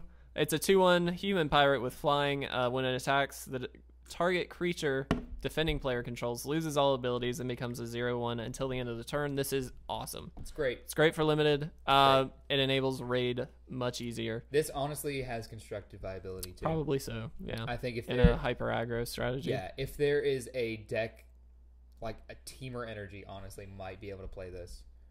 Yeah, maybe. Because they don't have a ton of low-end stuff, except for Long Tusk Cub. Yeah. I don't think they play it over a lot of their stuff, so I don't see what they take out for it, but this is good enough that it's fantastic. It's awesome. It's a really good card. Water Knot. 1 and 2 blue for an enchantment. It enters the battlefield, tap target creature. Tap enchanted creature, excuse me. And it doesn't untap during its controller's untap step. It's enchantment removal in blue. It also helps you with Ascend. There's one of these in every single set, and they're great. Yep. Awesome Limited picks. Nowhere else are they good, but hey. No. It's great. Because it triggers Ascend, too. It's nice. It is nice. It has a little bit of added viability. First black card. Arterial Flow. 1 and 2 black for a sorcery at uncommon. Each opponent discards 2 cards. If you control a vampire, each opponent loses 2 life and you gain 2 life. Weirdly, I think this is kind of interesting in Commander. But other than that, I think it's just... you don't play this in Commander. Well, the reason I say that it's each opponent. So, like, you're going to discard 6 cards for 3. And then if you have a vampire, if you play it in a vampire deck, you gain 6 life and they each lose 2. I mean, I just don't think there's anything good enough for this to... I mean, probably not, but it's interesting. Yeah, I don't know. I'm not a fan of this card. I'm not either. All right, good. Here's a question. Wrench Mind. Yeah. Discard 2 for 2. Mm-hmm. Is that worth paying 1 more to gain 2 life? What do you think? And only sometimes. No. I agree. Yeah, I'm with that. I say don't play this. I'm not a huge fan. Canal Monitor. This is a cool looking card. It's not very well. It's fine.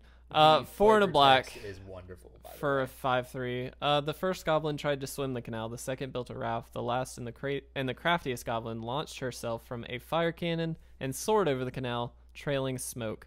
All were eaten, but only one was cooked. I love it. Right? That's pretty pretty good. Yeah. It's filler. This for again black. at 5. I want to play different things. It's a beater if you've got it. If I have to play something, 5 is good. So yeah. I don't hate that. Champion of Dusk, 3 and 2 black for a 4/4. Already pretty okay with that. It is a vampire. When it enters the battlefield, you draw X cards and you lose X life, where X is the number of vampires you control. This is like premier bomb for vampires, I would say. Yep. It's really good. Decent. In vampires, it's awesome. Yeah. No matter what, you're going to draw 1 card. So there's that. True. I'm okay with it, yeah. I think it's decent. I like as a finisher in vampires, I think it's great. It doesn't really finish though, right? Like it's just a 4/4 and draws well, it helps you. Stuff. It's a 4/4, which is a solid body, but then it also draws you cards, which lets you get to your other wins and things like that. So I like that. Sure, but it's not on its own. Sure. Finisher. Yeah. I think it's good. I think. But B+. you will have lords and things like that. Yeah, B+. I think B+. I think it's good enough that I'll play these. Not in constructed because it's 5. But yeah. Dark Inquiry, 2 and a black for a sorcery at common. Target opponent reveals his or her hand. You choose a non-land card from it, and that player discards a card. That card, excuse me. No. I don't like it. No. It's terrible. At 3, no. No, definitely bad. Yep. Dead Man's Chest. This card's interesting. 1 and a black for an enchantment at rare. Enchant creature an opponent controls. When it dies, exile cards equal to its power from the top of its owner's library. You may cast non-land cards from among them for as long as they remain exiled, and you may spend mana of any color, basically, to cast them. Yep. I love this card. I love it as well. You throw this on their big, scary guy. Yep. And now they have to decide, do I make it vulnerable in combat to lose stuff and give it to him? Or do I just sit on it? Yep. I think this is a fantastic card. I love this card. Really, really good and limited. I think constructed viability, it might be interesting. Maybe. I could see it, but there's a strong argument for it not to be also, I would say. Yeah, because it doesn't immediately get you anything. Yeah. Can be removed. Maybe. Iffy. Maybe. It's because it's a gamble, right? This targeting in Modern, Death Shadow, and then you Fatal push Death Shadow. That'd be pretty sweet. All right. I mean, that's like a whole lot of setup for that, but like it's pretty sweet. All right. No, I'm into that. Let's see. Dinosaur Hunter, 1 and a black for a 2/2 human pirate. When it deals damage to a dinosaur, destroy that creature. Why are they like specifically calling out dinosaurs a lot? I don't know about this one. It's a bear with potential upside, so it's like filler. Yeah, I guess. Really I think at the end of the day, it's filler. I think against dinosaurs is probably really good because it trades effectively with all of them. But other than that, it's just a 2/2. So I think it's better than a I don't know. Not much to be said, honestly. I think it's good. It's good enough to put in, but this card. This is all you. This is your card. Dire Fleet Poisoner, 2/2 for 2, passes the vanilla test. However, Flash, Death Touch. When Dire Fleet Poisoner enters the battlefield, target attacking pirate you control gets +1/+1 and gains Death Touch until end of turn. I love this card. So, best case scenario, you can just look at this as removal. Yeah. On if they are attacking you, right? Or I mean, what am I trying to say? It's always going to be at least a 1-for-1 trade if you just use it as removal. For 2, which is the cheapest removal in the set right now, which is awesome. Yeah. Best case, it's a 2-for-2. No, it's just a... No, it's not, because it's not attacking. Man, I'm messing all this up. What you trying to say, homie? I'm trying to say this gives a lot of stuff Death Touch, which is great. Good. It's a great card. It's like, essentially removal. This might be the best black card in the set for limited. Yeah, potentially. You would play this in a non-pirate deck 100% just because it has Flash and Death Touch. You can effectively block something. So it's just good. Yeah, there's no way around it. It's awesome. I was trying to be fancy, but yeah. It's just good. It's just great. Play it. Dusk Charger. Interesting artwork. It is a 3/3 for 3 and a black. It's a horse. Horsey. Thought that's important for somebody. It has Ascend. It gets +2/+2 as long as you have the city's blessing. I don't like it. I mean, it's filler. I don't like it either. You know what I want it to have? What? Weirdly enough, flying like Nightmare. But it's not Nightmare, so I don't like it. No, I don't like it. It's filler. It's okay. If you trigger Ascend, it's a little better. No, a 5/5 is good. Yeah. Dusk Legion Zealot. It's a 1/1 for 1 and a black. When it enters the battlefield, you draw a card and lose 1 life. This card's awesome. I love this card. Okay. I'm dead serious. Okay. You think I'm joking, but it's really good. I just think it's okay. I think it's really good. I think it's got, because it's a vampire, it's really good. It's okay. It's replaces itself.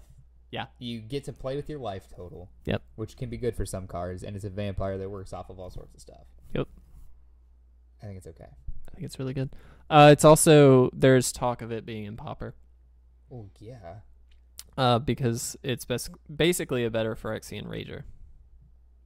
Which I think is interesting. And we know how good Phyrexian Rager is. Okay. Especially in Limited. I think it's okay. All right, well, I think it's A+. A+, really? No. But I do like it a lot. Okay. Fathom Fleet, Border, 2 and a black. Yep. For a 3/3. Passes the vanilla test. When it enters the battlefield, you lose 2 life unless you control another pirate. I think, honestly, a 3/3 for 3 is just kind of decent no matter what. Yeah. In the pirate deck, obviously it has upside in that you don't have to pay 2 life for it. Otherwise, I think it's just decent. Yeah, it's fine. At best, it's a 3/3 for 3. If you've got cards that make you want to lose life, it's good. We talked about that other the thing that I guess that little vampire works with too. But hey, Dusk Legion Zealot. Thanks. Yeah, it's okay. Yeah, it's okay. Forerunner of the Coalition, 2 and a black for a 2/2 human pirate. Yeah, it's part of that cycle. It lets you fetch out a pirate. One of those cards, does it? Do what? Blue doesn't have one of those cards. Oh, I guess it doesn't. Huh.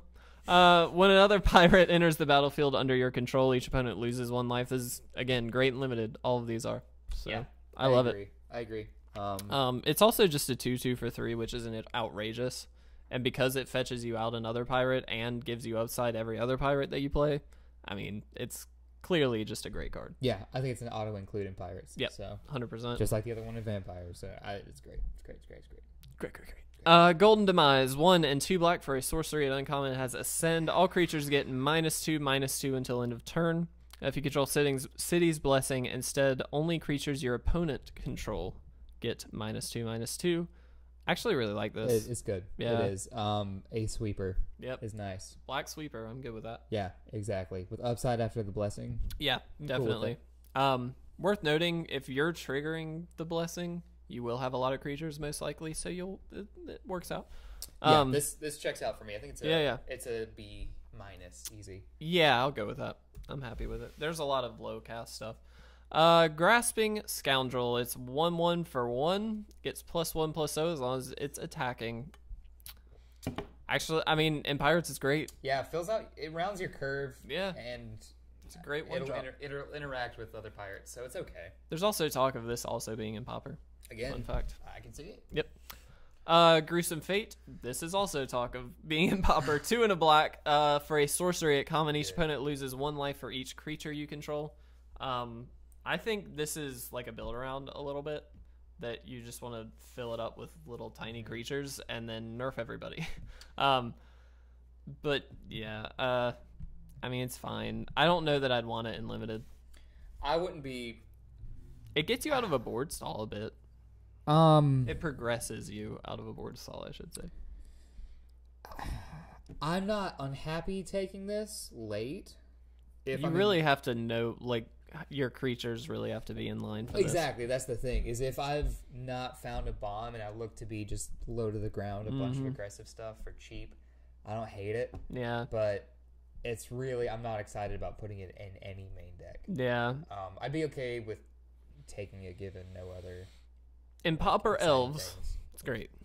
Yeah. But yeah, it's not ideal. Impale. I hate this card. I know you do. 2 and 2 black for a sorcery, destroy target creature. Why do you hate this card? Because they gave us murder, and then they gave us this. Murder for instant speed for 1 colorless and 2 black says destroy target creature. Doesn't make sense. No, it doesn't make any sense. Just give us murder again. They gave it to us in the original Ixalan, right? Murder? Yeah. They might have an Ixalan? So that's probably why. Originally it was an M13, but yeah, this might. I think they also reprinted it in Ixalan. You might be right.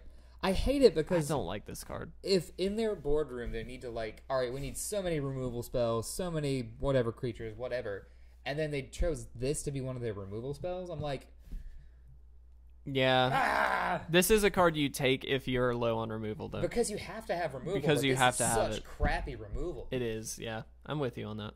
It makes me mad. This does not make me mad. Go ahead. This makes me glad. Go ahead. Masterminds Acquisition. 2 colorless, 2 black. Choose one, and only one. Search your library for a card. You may put it into your hand, then shuffle your library. That's on its own worth 4 mana. Or choose a card you own from outside the game and put it into your hand. Yeah, this is the wish effects, but in standard again. Which is interesting. I really love this card. I don't know. I mean, it's a tutor, but like you don't know what you're tutoring for. That's the thing, like, is what do we get right now? Yeah. I don't know if it's going to be all that great, but I like it. It's cool that you can pull something from outside the game. That's the most exciting thing about it. Mausoleum Harpie, 4 and a black for a 3/3 Harpie that has flying. Decent, I'd say. Ascend whenever another creature you control dies. If you have the city's blessing, put a 1/1 counter on it. I think it's good. I like it. Slightly above average. Yeah, that's what I'm kind of going with. Does that make sense? 3/3 flyer's great. Again, it's at 5. I want to be doing more things. Yeah, but it does have some potential upside. Right. With the blessing, I think it gets you have to answer this, I think. Oh, yeah. If your board is stalled, now I have a reason to kind of threaten my creatures, which I'm attacking into you. If you can kill them, that's your choice, but now my flyer gets bigger. I think it's good. Yeah. It definitely makes the game more interesting. Yeah, so I'm with that. A+. Not literally. No. Moment of Craving, 1 and a black for an instant. Target creature gets -2/-2 until end of turn, and you gain 2 life. I think it's efficient removal in black. Yeah, it's decent removal. At the very least, it's like it shrinks things, which when you combat, it's okay. I think more times than not, you'll have a target for this, so you'll feel good about it. It's just because it's only -2/-2, it's not that insane. Yeah. But you will have a target most likely because it's limited. You're gonna have low stuff. So I think you won't feel good about drafting this, but more often than not, it will work out. So I think I'd feel okay with it. You know what I mean? I wouldn't want too many of them. Again, the removal is weird in this set, so I don't love it, but I think it's gonna be fine if you take it. So it's a C for me. I'm with you. Oathsworn Vampire, 1 and a black for a 2/2 Vampire Knight. It enters the battlefield tapped. You may cast it from your graveyard if you've gained life this turn. This is awesome and limited. It's great. It's 100%. awesome and constructed. It is pretty awesome and constructed also. Yeah.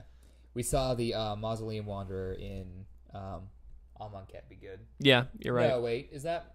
No, that's not what I'm thinking. The 1 black, 2/1 comes in tapped. Play it from your graveyard for... Cryptbreaker? That might be it. That's the one I'm thinking The zombie? of. Yeah, not Mausoleum Wanderer. That was from like Eldritch Moon or something, wasn't it? Cryptbreaker Shadows. is, and that's not what... Anyway. I don't know what that card is, but it's... it's Recursion, which is awesome. It's also a vampire, so it's going to get the buff from lords and things like that, so it's great. It's definitely 100% limited. It's awesome, and I think in Constructed, I think you're right, in the vampire deck, it could be really good. Yeah. Pitiless Plunder, 3 and a black for a 1/4 human pirate. Whenever another creature you control dies, create a treasure token.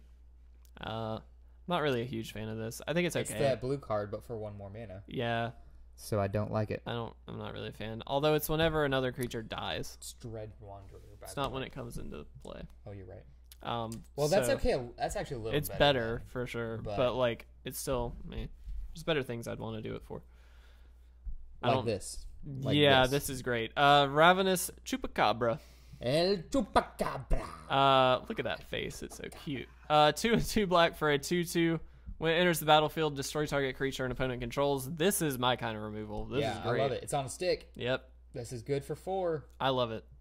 Definitely a premium pickup in black if you're in limited. Not really constructed viable, but definitely in limited. This will be an all-star. You want these. Yes. 100%.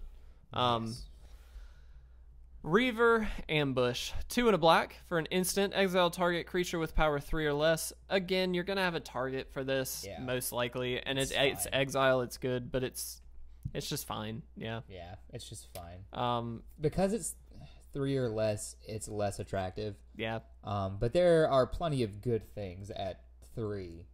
Yeah, there's definitely plenty. So I think, and we've seen, I mean, there have been a couple dinosaurs and things like that have a really big butt, but no power. Right. This takes care of those, you know. So it's got a wide range of targets. Whatever. The thing that wins damage. I think this is good. I'll pick it up. I think it is pretty good. It's not amazing, but I like it for sure. It's great removal for this set, I would say. Recover, 2 and a black, sorcery speed. Return target creature card from your graveyard to your hand and draw a card. Because it has draw a card on it, I'm kind of okay with it. But again, it's more filler for your deck. Especially in limited, obviously that's the only place you'd play this, but like because it draws you a card and it brings back a card from your graveyard, I'm okay with it costing 3. Right. But again, it's kind of at best filler. If you have some big bomb that you really want to be the mainstay of your deck, this is a good one. You know, I'm cool with it. Yeah. And it does draw you a card in black, which, you know, I don't hate it. Again, this is like a last pick for me, but yeah, it's pretty low on the pick list for me. But it's decent. I like this one. Sure. Sadistic Sky Marcher, 2 colorless, 1 black. As an additional cost to cast Sadistic Sky Marcher, reveal a vampire card from your hand or pay 1 more. It's got flying and lifelink on a 2/2. Awesome. I like it. Don't compare it to Nighthawk. Nighthawk is the king. But this is still a really good card. Yeah, it's awesome. I love this. It's definitely a signal if you see this in a pack, you want to take it and you want to go into vampires because this is just premium. Yeah, if this gets any bigger than a 2/2, it's terrifying. Yeah, 100%. It's already kind of terrifying because it has lifelink in addition to flying. Flying is the big thing there. Yeah, I mean, flying's the big thing, but because it has lifelink, it's like so much more impactful, I think. I love it. It's great. It's good. Tetzimok. Primal Death, 4 and 2 black for a 6/6 legendary creature, Elder Dinosaur with Death Touch. Hey, Chris, how's it going, buddy? What's up? Welcome to our rambly stream of Rivals of Ixalan. Going over the entire set. And we're like over halfway there. Pay 1 black, reveal it from your hand, put a prey counter on target creature, activate this ability only during your turn. It's worth noting you can do that as many times as you'd like, though. Right. When it enters the battlefield, destroy each creature your opponent controls with a prey counter on it. It's the threat, and we talk about this in the episode tomorrow, so we won't harp on it. But it's the threat that you could sweep everything. Is awesome. It's also just a really strong creature. Obviously, 6/6 for 6 is good on its own. Death Touch makes it even better. Yeah. And then the ability to nerf a bunch of creatures as soon as it comes in just is sweet. Yeah. I also like that this is active as of turn 1. Yep. You get to do this right off the bat, which is great. So this 100% A+. Well, yeah. No, I think it is an A+ in limited. For limited. Yeah, because they have to play around this. Yeah, They get to turn 6, or you get to turn 6. They have to be afraid of losing their entire board that they've played. It's like going against somebody who turn 1 suspends a Rift Bolt. Yep. You just know it's coming. Yeah. And you know you have to play around it. They have to play around this. So it's awesome. Yeah. It's really, I love really this good. card. Tomb Robber, 2 and a black for a 1/1 human pirate with menace at rare. You can pay 1 of any color, discard a card, and it explores. This is an interesting card for me. I like it. I like it. Because you get to abuse this, there are a few cards that can come back from the graveyard. You can play from the graveyard. So you don't feel bad about discarding stuff. Yeah. With menace, I think it's really good. You could play this too with the card that costs 3. You return a card from your graveyard to your hand and draw a card. In combination with this is not bad, actually. It's true. I'd be okay with that. I actually really like this card. Makes you hit your land drops, and it can get bigger with menace. So I think it's good. I dig it. Twilight Prophet. This card's actually very interesting. 2 and 2 black for a 2/4 vampire cleric with flying. It also has Ascend. At the beginning of your upkeep, if you have the City's Blessing, reveal the top card of your library and put it into your hand. Each opponent loses X life, and you gain X life, where it's that card's CMC. It's like Reverse Dark Confidant. In a way. I love it. It's really good. So good. Potentially a constructed viable card for sure. I think one of the few very Ascend cards that is constructed viable. Yeah, I'd agree with that. I really like it, though.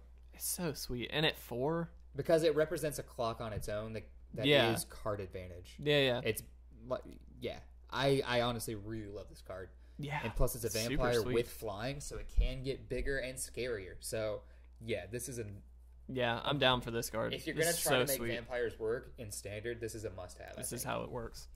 Probably, honestly. Vampire Revenant. This one's weird. It's a 3/1 for 3 and a black with flying. It's a vampire spirit. The art's interesting. It's filler. Super filler. Super filler. It trades in the air with something, and that's about it. Yep. That's really it. Think about it more in terms of removal. It trades with your fancy hexproof flyer. Yes, that's true. For 1 less. Boom. How do you feel now? Kind of foolish. Shut up. Bonus Hunger. 2 and a black. Excuse me. I about said blue.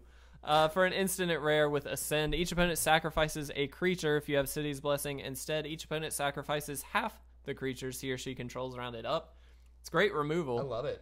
Gets around hexproof, which is important. Exactly. I think it's really good if for some reason they have very few creatures on the board they want to get rid of. Yeah.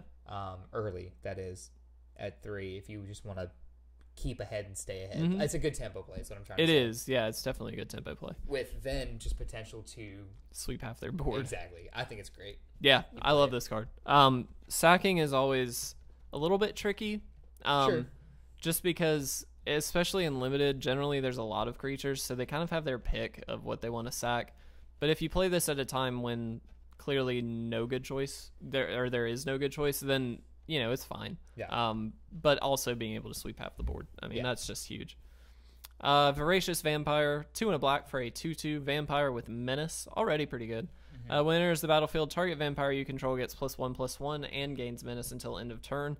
This is how you get through combat with vampires. This is what gets you there a little bit. I think it's above average. It's not amazing, but I think it's above average for a vampire deck. But outside of that, obviously, it's pretty mediocre. I mean, a 2/2 for 3 with Menace is probably playable in a black deck that's not necessarily a vampire dedicated deck, but you'd want the vampire dedication. Yeah, exactly. It's filler if you're not in a vampire deck. I think in a vampire deck you take it though. Oh yeah, definitely. But it's okay. It's okay. We're in red. We are in red, and our first one is Blood Sun. The one the internet goes crazy about. 2 and a red. This is another one I want to pull. Yeah, it's an enchantment. Enters the battlefield and you draw a card. All lands lose all abilities except mana abilities. This is not for standard or limited. This is 100% for eternal formats. Yeah. Multiple eternal formats. Definitely. But it's so good. It turns off fetch lands. It turns off any enter the battlefield tapped effects. Yep. There's a lot of like old Weatherlight lands. We talk at length about this card in the episode tomorrow, but there's a lot of old Weatherlight lands and things like that have huge downside for huge upside, and you no longer have to worry about the downside. So it's really good. Outside of that, though, obviously we mentioned standard. You're not going to really see this, and definitely not in limited. It's absolute garbage in limited. Yeah, it turns off Evolving Wilds, and the tap lands become dual lands, but very rarely will that actually matter. Yeah. So agreement. Bombard. This is one of my favorite removal spells. It's an instant for 2 and a red, and it deals 4 damage to target creature.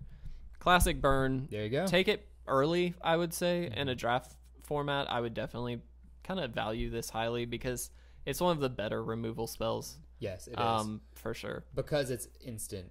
Yeah. Because you're going to hit a bunch of stuff at 4 damage. That's exactly why you take this. I think you need to take it. It's worth noting it is only creatures. It's not burned to the face, but that doesn't matter. But you play it as removal for removal. Yep. I think this is a great one. It's awesome. Yeah. Really, really good card. Brass Bounty, 6 and a red. For each land you control, create a colorless treasure artifact token. I don't like this card at all. No, sorry. I thought about it more. I was like, ooh, Ascend, but it's for 7 mana. Yeah, I don't like it. Forget it.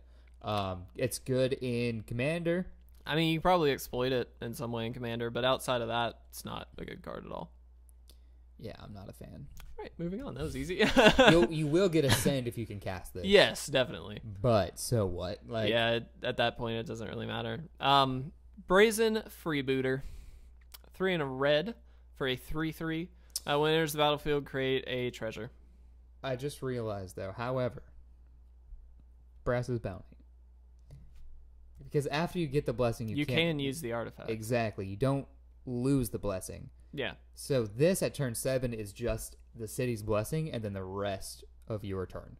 It's a blessing enabler is what it amounts to. Right, because you don't lose any mana potential. Yeah. Okay, this actually got playable for me. I'll be honest. Really? Yeah. I don't know that I'd play it still. If you 7 mana, I want to impact have a card to exploit with Ascend, this is Okay. playable for me. Because again, sure, at 7 mana you want to do more stuff. I get that. But Yeah. But you can. Because you're not losing a turn to play this.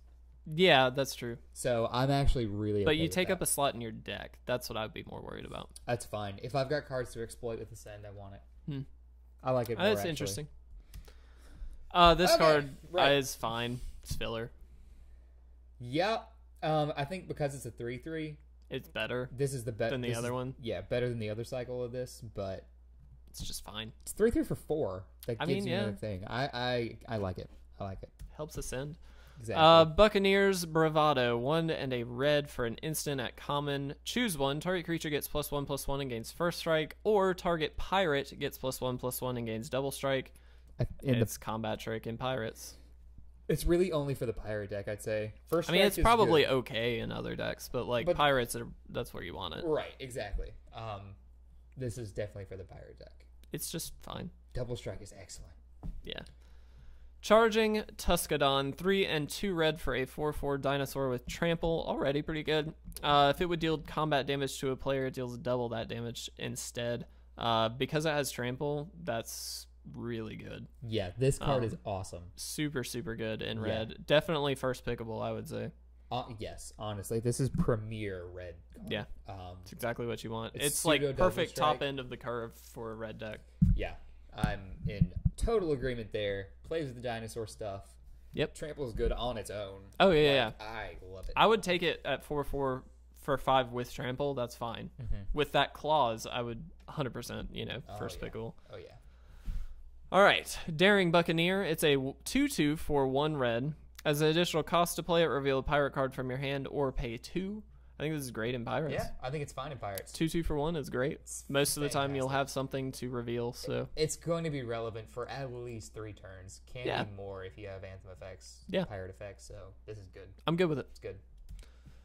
Dire Fleet Daredevil, 1 and a red for a 2/1 human pirate with first strike. When it enters the battlefield, exile target instant or sorcery card from an opponent's graveyard. You may cast this card, and you may spend mana as though it were mana of any type to cast it.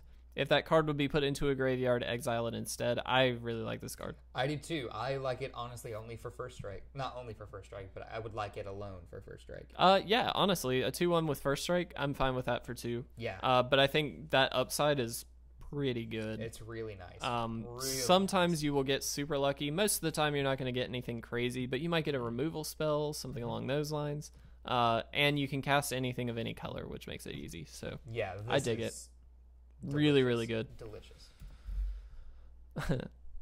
Itali, Primal Storm.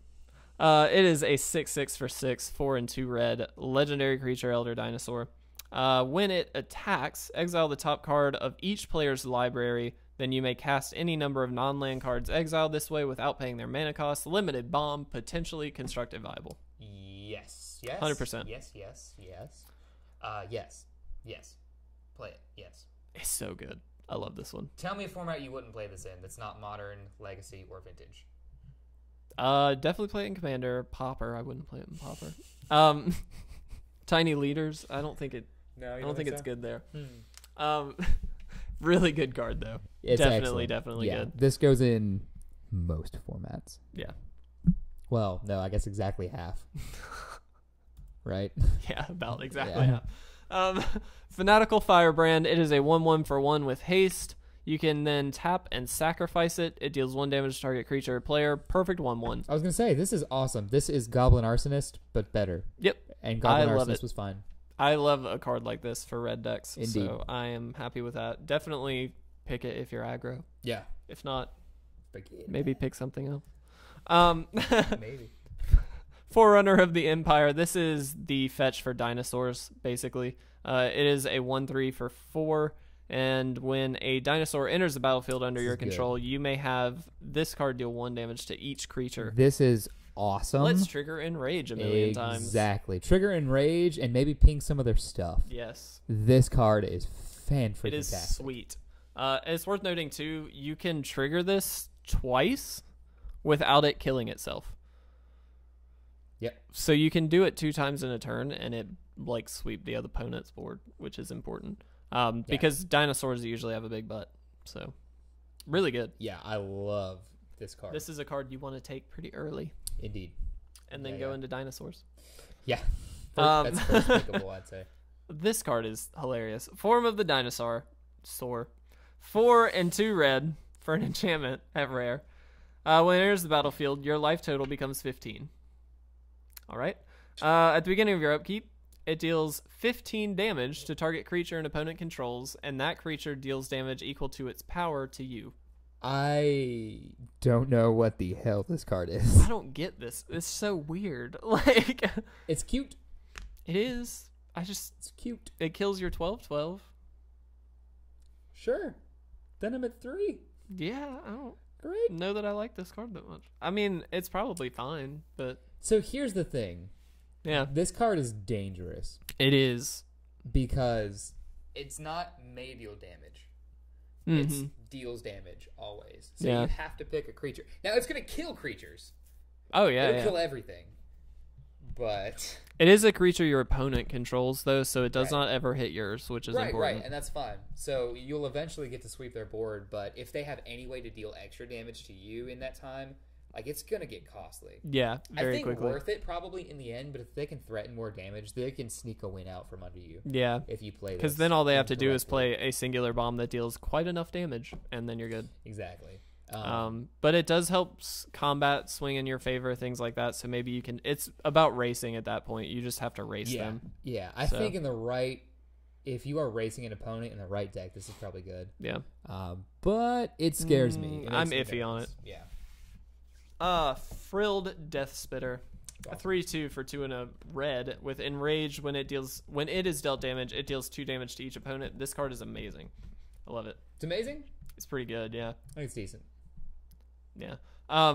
It's really, really good. I don't think it's actually amazing, but I do think it's really good. It's definitely a good include in Dinosaur Tribal. Mm-hmm. You're going to want it there. If you have that fetch thing that lets you fetch it out, this is a good one. Yeah, I just really like it. I think it's decent. The fact that it pings for 2 and not just 1 is important. It's cool. I would honestly want it to deal damage, I think, to a creature rather than an opponent. Yeah, I mean, I would too, but I think it's decent. Dinosaur deck it goes in. Other than that, I'm like, I don't know. That's not a high. It's a fairly high pick. A 3/2 is a good body. So if I'm in red, I think I'd probably take it. Yeah, I would. Goblin Trailblazer, 2/1 for 1 and a red with Menace. Awesome. Good Pirate filler. deck. Yeah, Pirate deck for sure. Yeah, it's just good. Sold. Mutiny, 1 red for a sorcery. Target creature an opponent controls deals damage equal to its power to another target creature that player controls. In a weird way, I love this. I think it's fine. It's good removal. It's removal, exactly. It's removal efficient. for 1. Yep. Super efficient. Yeah, I like it. Even if I'm not in Pirates, I take it. Yeah, definitely. I dig it. Needletooth Raptor, 3 and a red for a 2/2 dinosaur with Enrage. When it's dealt damage, deals 5 damage to target creature and opponent controls. I like this. See, this is honestly so almost extremely good. Yeah. But right now, it's just decent. It is just decent. It's going to kill a thing, but it's probably going to die to do it, which is fine. Yeah, that's true. This can become a 2 for 1, so... It can, that's really cool. The upside. At 4, I wonder if there's better things to play. Mm-hmm. But it's still, I think this is fine. I think it's solid. Yeah, it's pretty solid. Arazga Raptor. It's a 3/4 for 4. It's just fine. It's good filler. It's filler. Yeah. It's pretty. We have said that a lot. We have said that about almost every card.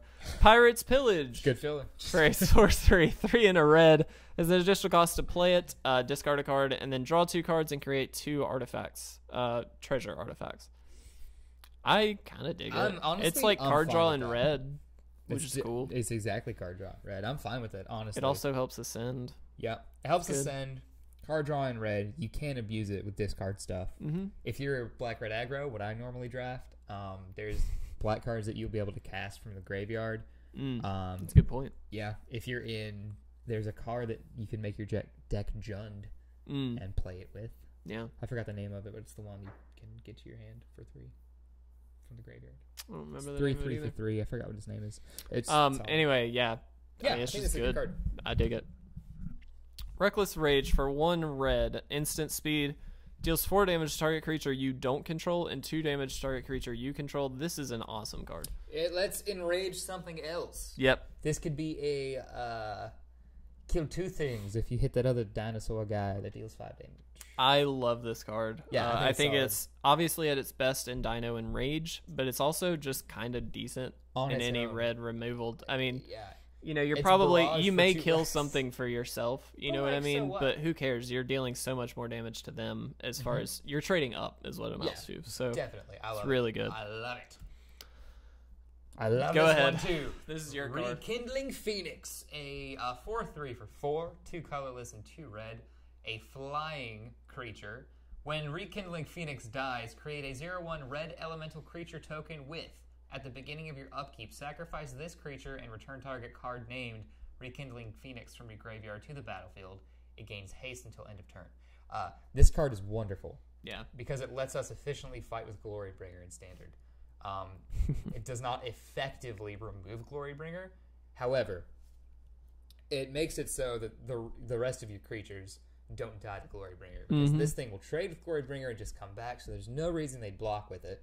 Or there's no reason they would not target its enraged. They wouldn't let it get into combat. So every turn you're removing that thing. And it'll stay a turn ahead. Yeah, right? That's exactly it. So this card, crisp. Yeah, really good. Even, honestly, just a 4/3 flyer for 4 is great. Yeah. But that upside makes it even amazing. I'm very happy with this card. Yeah. I think it's the great answer Standard needed, even though it doesn't really. Sea Red. 1 in a red for an enchantment. Enchanted creature gets +2/+1 and has first strike. Beginning of your end step, if you didn't attack with a creature this turn, sacrifice it.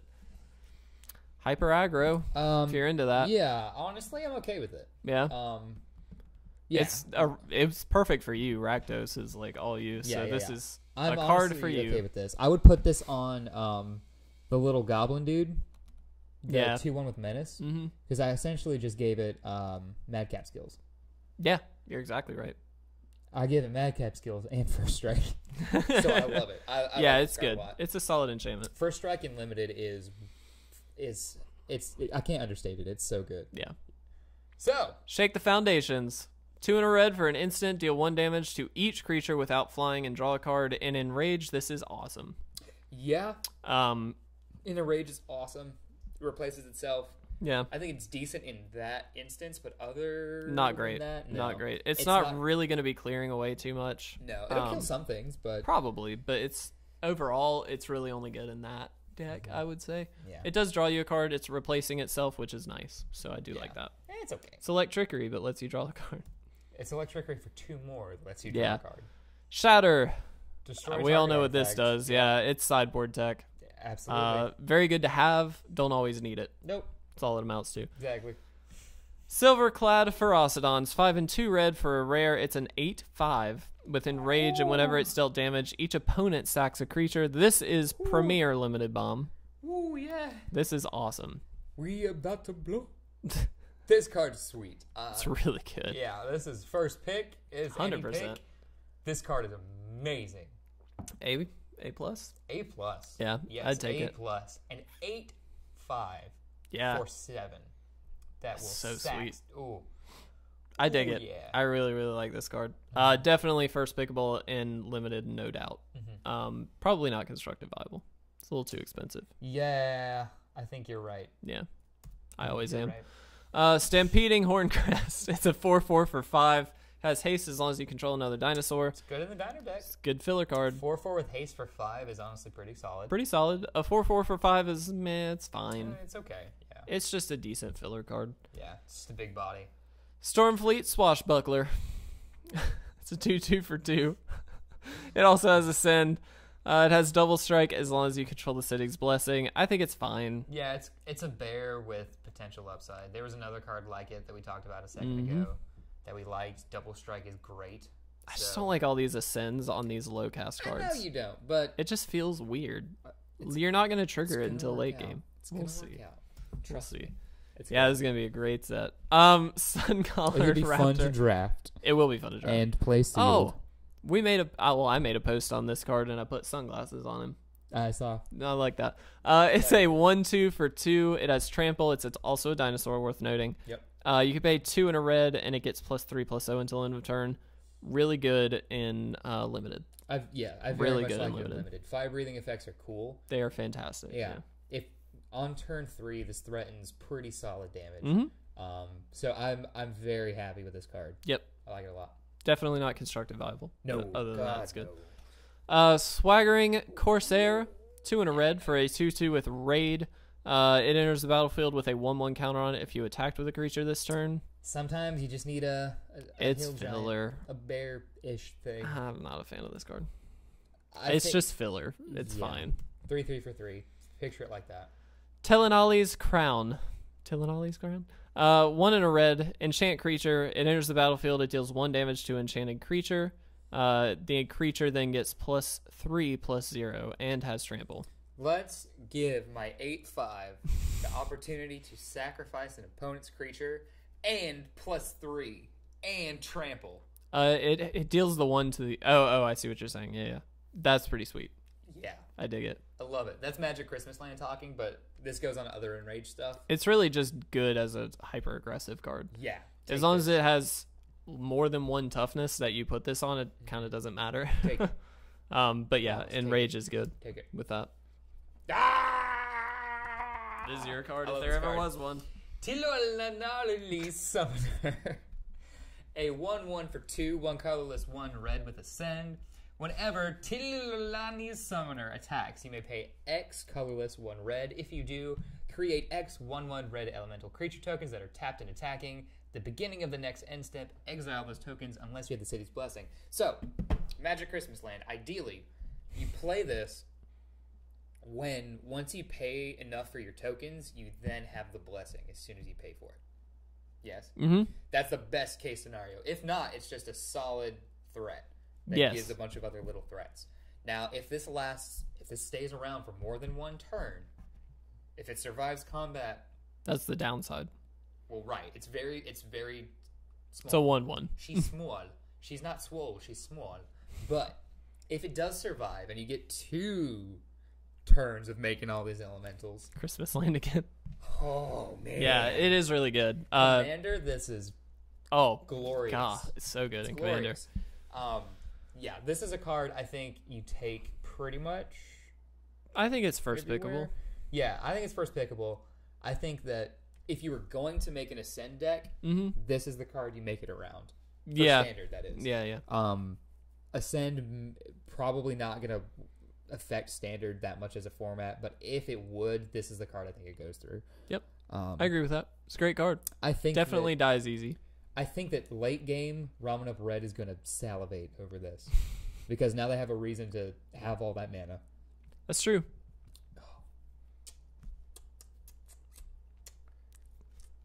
I love it. It's beautiful.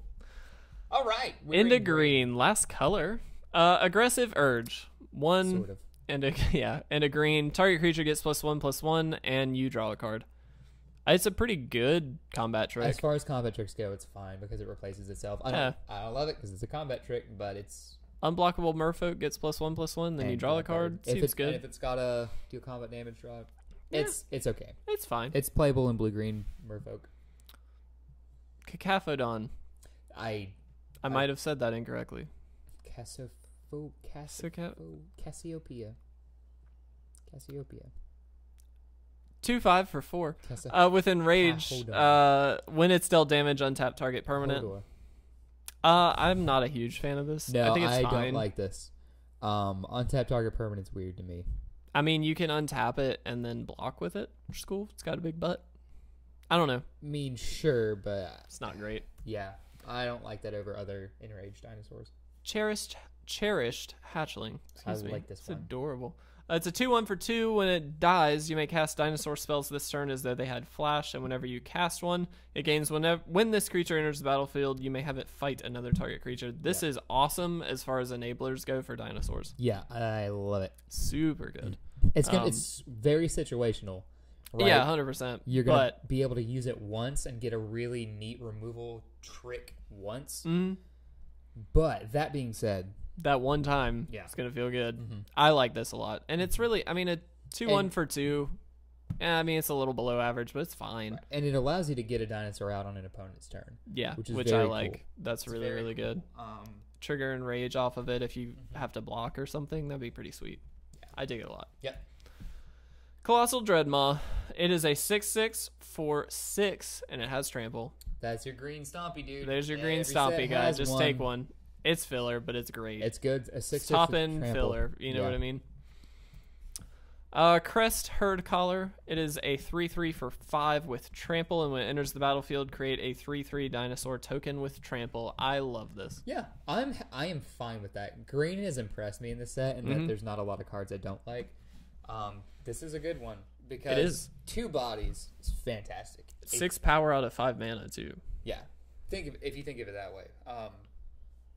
I think it's fine. It's good. I really enjoy it. I dig it a lot.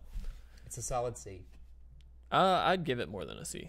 Would you really? Yeah, I'd give it like a B-. It dies to a braid. It dies to... I'm talking limited. Limited? Okay, it dies to every other removal spell in limited right now. Yeah, but it's a 2 for 1 because they kill one of them, but then they have to kill the other one too. Sure, but then you just spent 5 mana for a 3/3.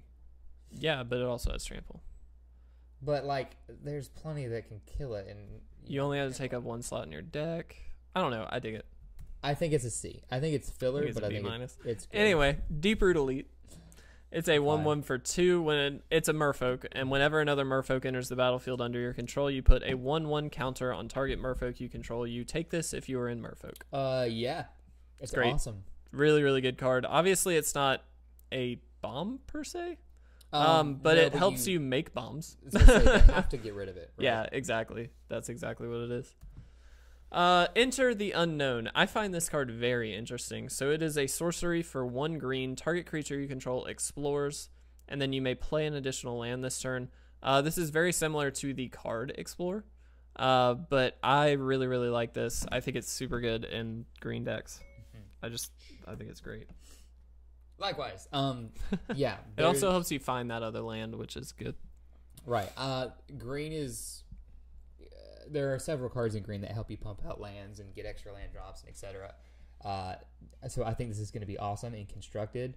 Definitely limited, but I think this has implications also. I definitely think you're right. 100%. I dig it a lot. Forerunner of the Heralds. It is a 3/2 for 4 Merfolk Scout, and this is the fetch for Merfolk. Whenever another one enters the battlefield under your control, put a 1/1 counter on the Forerunner. It's just good. Yeah. Probably a little less good than some of the others. Well, I think the Dino one's probably the best, right? I would agree because of Enrage. Yeah. However, if they don't have anything for this early, it gets out of burn rage quick. It does. Yeah. This just gets monstrous. That's true. It's very true. But I do think, I mean, removal's expensive, so it, but I think it's easy-ish to remove and It's easy-ish, but... because it's 4 casting costs, too, they're going to have their mana open, most likely for their removal. But since it doesn't affect the rest of the board with its other effect, it just gets bigger. It's basically just eating up another removal spell for one of your other cards. Yeah. Which I like, because that's honestly just upside for me. Either they don't answer it, kill one of my engines, okay. But now I've got this thing that's can quickly get out of hand. Yeah. If they can't answer it. That's then true. It gets out of burn rage. I agree with that. I mean, it's still great, obviously. Yeah, you take it. Awesome. If it's available to you and limited, you take it. Yeah. It's great. In Merfolk. I think depending on the experience of your opponent, it can either be fantastic or not so much. Speaking of fantastic. You want to go over this one? Would I? I'd like to go so many places with this one. Galta Primal Hunger. It is a 12/12 for 12. That is 10 colorless and 2 green. I did not stutter. 12/12 for 12 with trample that says Galta Primal Hunger costs X less to cast, where X is the total power of creatures you control. Oh, buddy boy. Also has trample. This is sneakily... I don't know if you said it had trample, by the way. I did, but it's fine. I wasn't listening. This is sneakily so easy to cast. Yes. So easy. Yes. You're going to be able to cast this turn 5. Probably. Most likely, yeah. Because maybe even earlier. Theoretically earlier, but I don't know about Unlimited. That's what I'm thinking. Limited turn 5 is not definitely out of range by any means. So, if you've cast a creature every turn, right? One of them's bound to be a 2/1. Another one might be a 3/2, whatever. But let's say the rest are 1/1s, 2/1/1s. Yeah, a 2/1. That's 4. A 3/2. That's a 7/2. I can cast it turn 5 easy. Yeah, that's pretty 12. Easily. Oh my god, it's super good. Bomb Unlimited, definitely constructive viable in certain decks. Commander will love this. Yes. But there's definitely going to be a brew around this this card, I think. And we talked about it. There's a dinosaur that's a 5/5 for 3 that you can't do anything with, but that's fine as long as I can cast him earlier. It's really good. That's a she for sure, because she's terrifying. Gilgrove Stalker. Gilgrove Stalker. It cannot be blocked by creatures with power 2 or less. It is a 2/1 for 2. This is really good early game. But as soon as they get anything out, that's stronger. Yeah, it's not really that because great. It's a Merfolk. It's okay. Yeah, I think it's filler in that deck, but don't be enticed by the can't be blocked by. It's not that good. It's not actually unblockable, if that makes sense. Unblockable is much better than can't be blocked by blank. Yeah, so agreed. Hardy Veteran. It's a 2/2 for 2, already pretty good. As long as it's your turn, it gets +0/+2. I think it's fine. Yeah. This is upside on your turn for a bear, which is cool. And you don't have to do anything to give it upside. So I like it as filler. Yeah. It's probably better filler than some other things. So I think that's a solid pickup. I dig it. I wish it was a Merfolk. Yeah, definitely. Hunt the Weak. For 4 mana, you get to put a 1/1 counter on target creature you control, and then fight target creature you don't control. This is removal in green. Yep. And it's great. Yes. Hunt the Weak has always been pretty good, just historically and limited. It's always useful. And so I would always pick up 1 or 2 of these if you can in a draft, because they will come in handy. There are plenty of times that you will want these. Absolutely. So, I think it's a great one. Yep, absolutely. Jade Bearer. It is a 1/1 for 1. When it enters the battlefield, put a 1/1 counter on another target Merfolk you control. In Merfolk, this is great. I think it's okay in Merfolk. It's not. I say that because keeping in mind that it's on turn 1 is what I'm thinking. Exactly, because it doesn't help you with mana efficiency. It does help your board, though. So there's kind of a give and take there, but since it's a body that interacts with other Merfolk, it's fine. Yeah, I think it's good. Yeah. I think you pick it. The art's really nice. Jadecraft Artisan. It's a 3/3 for 4. When it enters the battlefield, target creature gets +2/+2 until end of turn. This is an interesting card for me because it's a little aggressive for Merfolk, if that makes sense. Well, Merfolk wants to get big. They want to get big and unblockable. I get that. But generally, we've seen that in the form of 1/1 counters, not until end of turn effects. But I think this is fine. Yeah, I think it's good too. A 3/3 is good anyway, but yeah, making something else scary is nice. It is. I think it works well. It's not. I honestly wouldn't pick it over the other one. No. Just I wouldn't for either. efficiency's sake, but it's fine. Yeah, I'm not unhappy. Jadelight Ranger, a 2/1 for 3. Yeah, this card's awesome. When it enters the battlefield, it explores, then explores again. It's great. 100% good. Yeah, if at worst, it's a 2/1 for 3 that just found you 2 more lands. To sift out your deck and make your draws better, make you hit your land drops. At best, I think it's a 3/2 that found you another land. I agree with that 100%, because a 3/2 for 3 is fine. Yeah. To also be able to pull another land is great, and you're also sifting through your deck, which is just important anyway. Yeah. So, yeah, I love this card. Yeah, I honestly do not have a reason not to play it. I know it dies to a bunch of stuff, but I don't care. It explores twice first, so I'm good with it. Yeah, I think Explorer might be the best mechanic out of Ixalan. I would agree. Because I think it's the only one I really care about. It's the only one that you can play outside of Standard that I think has any viability. Yeah. Like, Green White Good Stuff might play that. Yeah, I'm good with that. I would agree. I guess Fleece Mainline. Well, that's 2. Lockstone Spider, you might play over it, but then again, it doesn't help you find your things. So I don't know. I dig Explore. I love it. I'm with you. I love it. Jungleborn Pioneer. It's a 2/2 for 3. When it enters the battlefield, create a 1/1 blue Merfolk with hexproof. Awesome. It's good. Helps you with Ascend also. If I have the Merfolk Lord, that's what I want.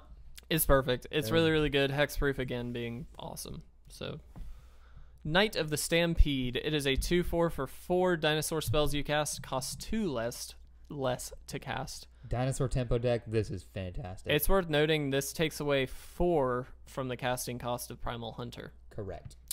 So that's pretty good. Yeah, that's freaking solid, man. Just great in the dinosaur deck. Yeah. I mean, it's not good anywhere else, but you know. Naturalize, artifact and enchantment hate. Again, you need it for sideboards. That's why it's here. It's a good card in that instance. Otherwise, you know. Yep. 4-2 for 3, or Zaka Throwback. Filler. Sometimes you need a beater. Or Ozga. There you go. That's a beater. Yeah. Weirdly enough, I'm okay with that. I really okay. hate staggered toughness to power. I do too. But especially when it's like, I don't like having 2 toughness. That's like a really bad number. Very flimsy creature. Dies to a lot. But it's going to trade with something. Yeah, always. That's true. So I'm fine with that. I would not pick it highly at all. God no. God no. Overgrown Armasaur, 3 and 2 green for a 4/4 dinosaur with Enrage. When it is dealt damage, create a 1/1 green Sapperling token. That's interesting. I didn't know there were Sapperlings in here. There's a Sapperling Lord too. Oh, well, it's good. I mean, it's fine. I think it's okay. It's not great, but if you, again, it's like you'd want more at 5, but it's like, it's fine. I'm okay with it. I like removal on Enrage, honestly. Yeah. So this is. But if it's not going to be removal, I'd rather it be proactive on the board. So I'm okay. That's why I agree with you. Removal's the key thing for sure. Okay. But I'm okay with it. It's whatever. I'm not taking it too high though, honestly. No, definitely not. There's so many better things at 5. Yeah. Path of Discovery. It's an enchantment for 4. Whenever a creature enters the battlefield under your control, it explores. It's just not doing anything on turn 4. Yeah, that's the only issue with it. That's what I don't like about it. In a good tempo deck, if I have enough big stuff, like if I had that dinosaur from the 1 back, I'm honestly not too unhappy with that combination. The first one on turn 4, that it's a little mini combo. 5. Yeah, I don't know. It's not. Because I don't it doesn't like it. do anything when it hits the board. It's very, very slow. But if I have a tempo-y deck, then I might be okay. I'm not unhappy. Honestly. It's okay. I would not pick it highly at all. It's a build around sort of a thing, and build arounds are fine, but they can also be pitfalls, and so that's where I'm. Yeah, I think it's very easily could be a pitfall, so that kind of scares me. Agreed. I think constructed it would work, not necessarily like standard or modern. Right, but you could make it work. Yeah. Plummet, destroy target creature with flying for 2. Again, it's a sideboard card most of the time, but there are some good things with flying. Although most of the evasion comes from Merfolk, I feel like, which they're just unblockable most of the time. Yeah, White's got a bunch of flyers, though. White does have a few for sure. Oh, Polyraptor. This card is amazing. A 5/5 for 7, which is a bit much, but the Enraged mechanic. When it's dealt damage, create a token. 8. Excuse me. When it's dealt damage, create a token that's a copy of Polyraptor. That's awesome. This is 100% the bomb you want to open when you're playing in draft. I would first pick this in a heartbeat. It's really good. Yeah, I'm with you there. Polyraptor can get out of hand. Yeah, very quickly. You fill your board with 5/5s. That seems good. It's very hard to kill, too, just in general. Like, you can't really burn it. It's out of range of, I think, all the burn. I mean, you destroy it, but... Yeah, you can destroy it. That's fine. Strength of the Pact. It's 6 for a sorcery. Put 2 1/1 counters on each creature you control. I think it's a good finisher. It is. It's exactly it. And for sure. It's good top end for green if you don't have another option. Pumps everybody else. I think it's great. It is. In that respect. Any other sort of non-creature based deck, it's terrible. Yeah. Swift Warden. It's a 3/3 for 3. Pretty good already. It has Flash, makes it even better. When it enters the battlefield, target Merfolk you control gains hexproof until end of turn. This is like a premier 3-drop for me. You kind of honestly might first pick that sometimes. In a case where you have a really bad rare, I'd be happy with it. Yeah, I kind of go Merfolk if I have this. I love this card. Yeah. Hexproof, super, super important. Being able to use Flash and basically protect any Merfolk that you want. Say they play a removal spell targeting it, and then you just give it hexproof. Yeah. It's great. It's awesome. It's also just a 3/3 for 3, which makes it pretty good. It's a fine, rounded body. Yep. I love it.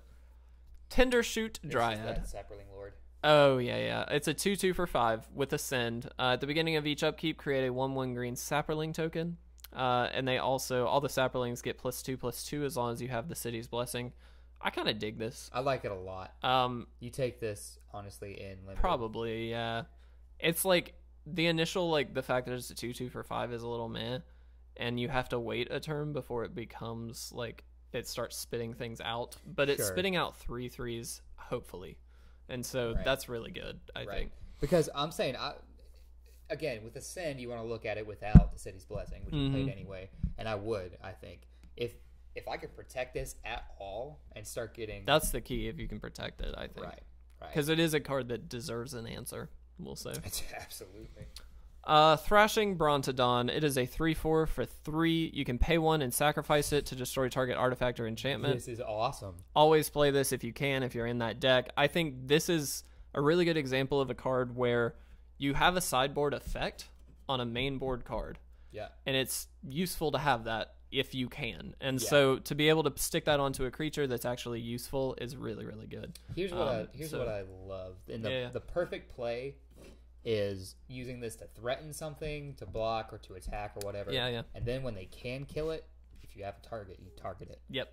Doesn't matter what that target is. No. You just target it. Yeah. And there are a lot of enchantments.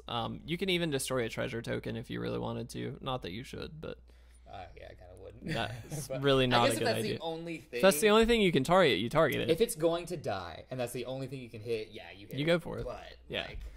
Thunderherd Migration, 1 and a green for a sorcery. As an additional cost to play it, reveal a dinosaur card from your hand or pay 1. Search your library for a basic land card and put it on the battlefield tapped. Shuffle.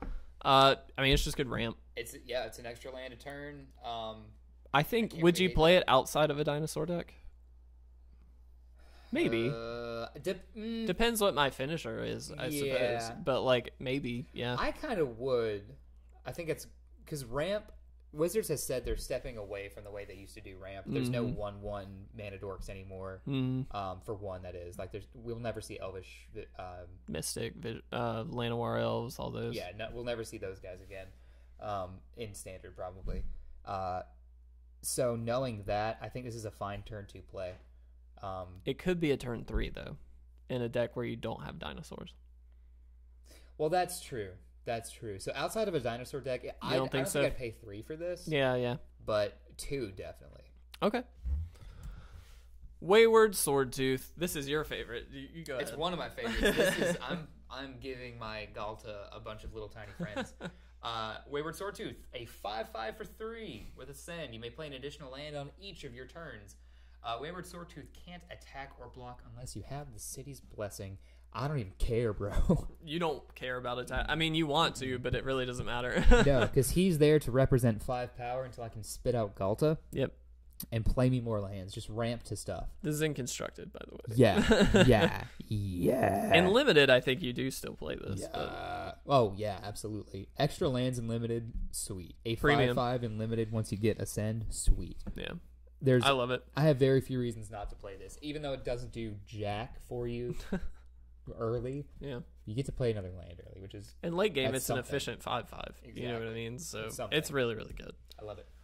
World Shaper. This is interesting. Yeah. It's a 3/3 for 4. When it attacks, you may put the top 3 cards of your library into your graveyard. When it dies, put all land cards from your graveyard onto the battlefield. Tapped, excuse me. It's really weird. It is weird. I feel like you should be able to exploit this in some way. Here's the thing. In Ixalan, there's not that many tools to do it. There's a card that, like, Actually, it's this one that I'm thinking of. When it attacks, put the top 3 into your graveyard. So, like, it's okay. When it pays off big, it's huge. When it doesn't, it kind of stinks. Like, if you can't get those cards back that aren't lands from your graveyard, it's going to feel bad. And there's not a lot of ways to do it. In, like, a black-green strategy, I see this being so much better. But that's not really supported here. No, that's the thing, is it's not. If this came around in Return to Ravnica days, this would have been... Interesting. Pretty good. Amazing. I do love the art. The art's great. The art's gorgeous. That's true. So, I don't know about that. Probably not. Yeah.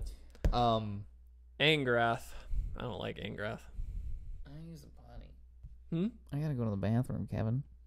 Well, go ahead. I'll read this while you do that. Do it. Talk about it, because I don't like him anyway. By Will. Yeah, Angrath isn't good. It's the Flame Chained 4 loyalty planeswalker for 3, a black and a red. I just got dark all of a sudden. For +1, each opponent discards a card and loses 2 life. Meh. For -3, gain control of target creature until end of turn. Untap it. It gains haste until the end of the turn. Sacrifice it at the beginning of the next end step. And if its converted mana cost is 3 or less. For -8, each opponent loses life equal to the number of cards in his or her graveyard. I don't think you should ever expect to get there. The only way realistically to do that would be with Doubling Season. And I don't think you play in this in Doubling Season. So going through it, I mean, you're paying 5 and essentially you may kill a very low cost creature. That's not very good. You could steal something kind of big, which is awesome, but hopefully at that point you want to just win the game. That's really the only time that would be useful. For +1, each opponent discards a card and loses 2 life. I like that it says each opponent because maybe in Commander that's worthwhile. But outside of Commander, I don't really see this being played. 5 is that little bit too high cost for a Planeswalker most of the time. We've seen it in the past where something like Elspeth has been played in control decks and things like that at 6, but it's a control deck, right? This is not really made for that. So not a fan of this card personally. I don't think he is either. So we'll move right on. Atzocan Seer. This is actually a really good card. It's a 2/3 for 3. It is green and white, so you need to be in both colors. It's a human druid, and you can tap it to add a mana of any color to your mana pool. So it's fixing, and then you can sacrifice it to return a dinosaur card from your graveyard to your hand, which gives you recursion. So this is sort of a ramp toolbox card. It gives you a little bit of pseudo protection in the way of being able to pull things back, but it also helps you ramp into those big things. So this is a really good card, and a 2/3 for 3, it's fine. I really, really like this. Right, Will? Yeah, it's good. What you doing there? I had to move around the light. We're on Atzocan Seer. What's up, guys? And it's good, and that was all I was saying. You really like it. I'm not. I like it a lot. 100% on it, but I think it's decent. This freaking Sphinx. Azor the Lawbringer. Why the F are you even here? 2 white and 2 blue for a 6/6 legendary creature Sphinx with flying, of course. When it enters the battlefield, each opponent can't cast instant or sorcery spells during that player's next turn. That's okay. And then it has Sphinx's Rev when it attacks. Exactly, Sphinx's Rev. Exactly, Sphinx's Rev, which is good. But how long do you actually expect this to last? Well, at least a turn. At least a turn. But I don't know. Not that long. I think it's good. Honestly, it is good. Yeah, it's definitely good, especially in limited. It's great, but like, it's not constructed viable. I don't think. No, maybe in a control deck, but we're not gonna see a good control deck. I don't think this time around. Not a blue-white control deck in standard. I don't think. I mean, I just want to know why the heck he's here.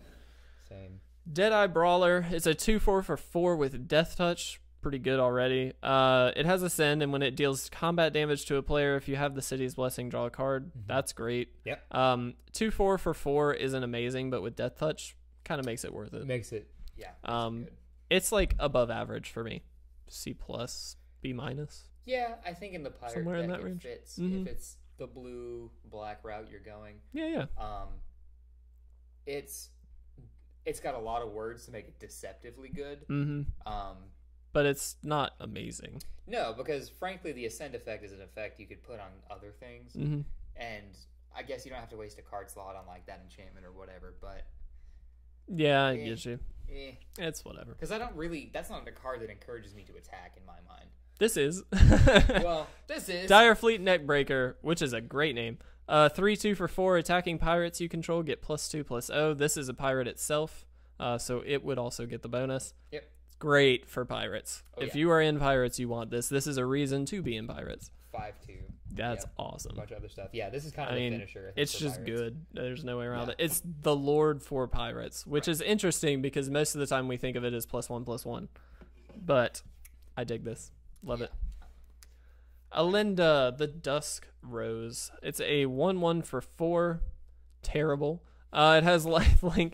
Whenever another creature dies, put a 1/1 counter on it. When Alinda dies, create X 1/1 white vampire creature tokens with lifelink, where X is its power. Very good. Yeah, this is awesome. People were talking about this as a commander. It's worth noting that it's only when it dies, which means it has to go to the graveyard. So it's not great as a commander. You can put it in the graveyard, but like... Well, no, it just has to... It can go back to the command zone. No, we actually looked it up. It has to go to the graveyard for that to trigger. I don't think it... Really? I also looked at the Command Zone podcast, and that's what they said. So I'm trusting the Command Zone. I disagree. That doesn't make any sense. Until I read that in the rules, I don't believe you. Okay. Maybe I'm wrong. Maybe they're wrong. I don't know. Because you put stuff in the graveyard without it dying. Yeah. Discarding it. Yeah, you can. Yeah. I don't... But that's just because it never lived in the first place. Well, sure, but... I mean... Anyway, this card is good. Yeah. It's first pick. I don't know that that's true, though. Maybe not. I think it's great. I think it's a great card. It is a good card. There's no way around it. It's awesome. No, yeah. There's... definitely first pickable and limited. Commander viable for sure, even if that isn't the case. Because you can technically put her into the graveyard if she dies, or you can just run her into your deck and just have her into the deck, not as the commander. Yeah. So she's really good. Burn that Markov thingy. This is our first flip card, Hadana's Climb. It's one green and 1 blue for a legendary enchantment. At the beginning of combat on your turn, put a 1/1 counter on target creature you control. Then if there are 3 or more of those on it, you transform it into Winged Temple of Orazka. I hope I said that right. I've been doing that all wrong. Legendary land, tap it to add 1 mana of any color to your mana pool. You can also tap 1 green and blue and tap it. Target creature you control gains flying and gets +X/+X until end of turn, where X is its power. I think it's good. This is decent. It's great and limited, I think. I think it's potentially constructed viable in certain decks, but I don't think it's amazing. I think of these flip lands, it's not the best, but it's just good. Yeah. You know? I am in agreement. I'm not sold on the flip lands, but I think this is fine. Yeah, I'm with you. Whatley. Radiant Champion. Yep. A Planeswalker for 4. Her +1 is put a loyalty counter on Whatley. Radiant Champion for each creature you control, so it could get plus a lot very easily. Target creature gets, or -1, target creature gets +X/+X until end of turn, where X is the number of creatures you control. -8, get an emblem with whenever a creature enters the battlefield under your control, you may draw a card. I mean, that's sweet. This is a really good card, actually, I think. Maybe not so much in Standard. But a 4-cast Planeswalker already, like, that sits well with me. 5 is where I get kind of hazy on it. Okay. So I really like that. I think in a dedicated creature deck or a token deck, this is good. It does work with creature tokens. It doesn't just say non-token creatures. Right. So you can work with this with tokens, which makes it, I think, that much more viable. I don't think it's good enough for something like Modern necessarily, I really like this card, actually. I think this is a card to build around. Yeah. I don't think it's good in Limited necessarily. I think it's decent in Limited no matter what. I just don't think it gives you enough. I think it'll be there. Like, you're going to be able to buff a creature at least a couple points, and that's going to be enough to hopefully get you through combat. For -1, that's not very... You know what I mean? I do. It's a combat trick every, like... And it's worth noting, too, you get +1 on that top one no matter what. Oh, right. And so, like, even if you have 2 creatures, that puts you up to 6. Mm-hmm. So, like... And 2 creatures is, like, kind of minimal on a limited board state. So I think you'd be able to ultimate her pretty quickly if you wanted to. Yeah, you probably could. You know what I mean? Advantage is nice. And in green-white, you're not going to get tons of it. No. I dig it. I'm not sold, honestly. Well, I am. It's a million times better than Angrath. Oh, yeah. Oh, this is the one I like. Journey to Eternity. It's a black and a green for a legendary enchantment. Enchant creature you control. When it dies, return it to the battlefield under your control. Then return Journey to Eternity to the battlefield transformed under your control. You flip it. Into Atzul, Cave of Eternity.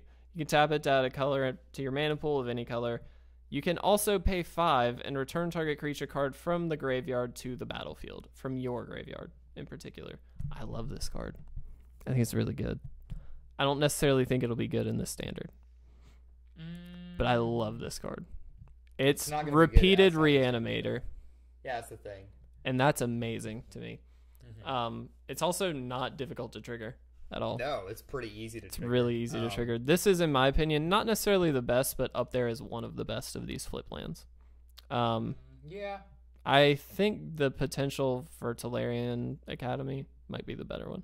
Anyway, I really like this card. Which one's that? We'll get to it. All right, go. Calm down, homie. Jungle Creeper. It's a 3/3 for 3.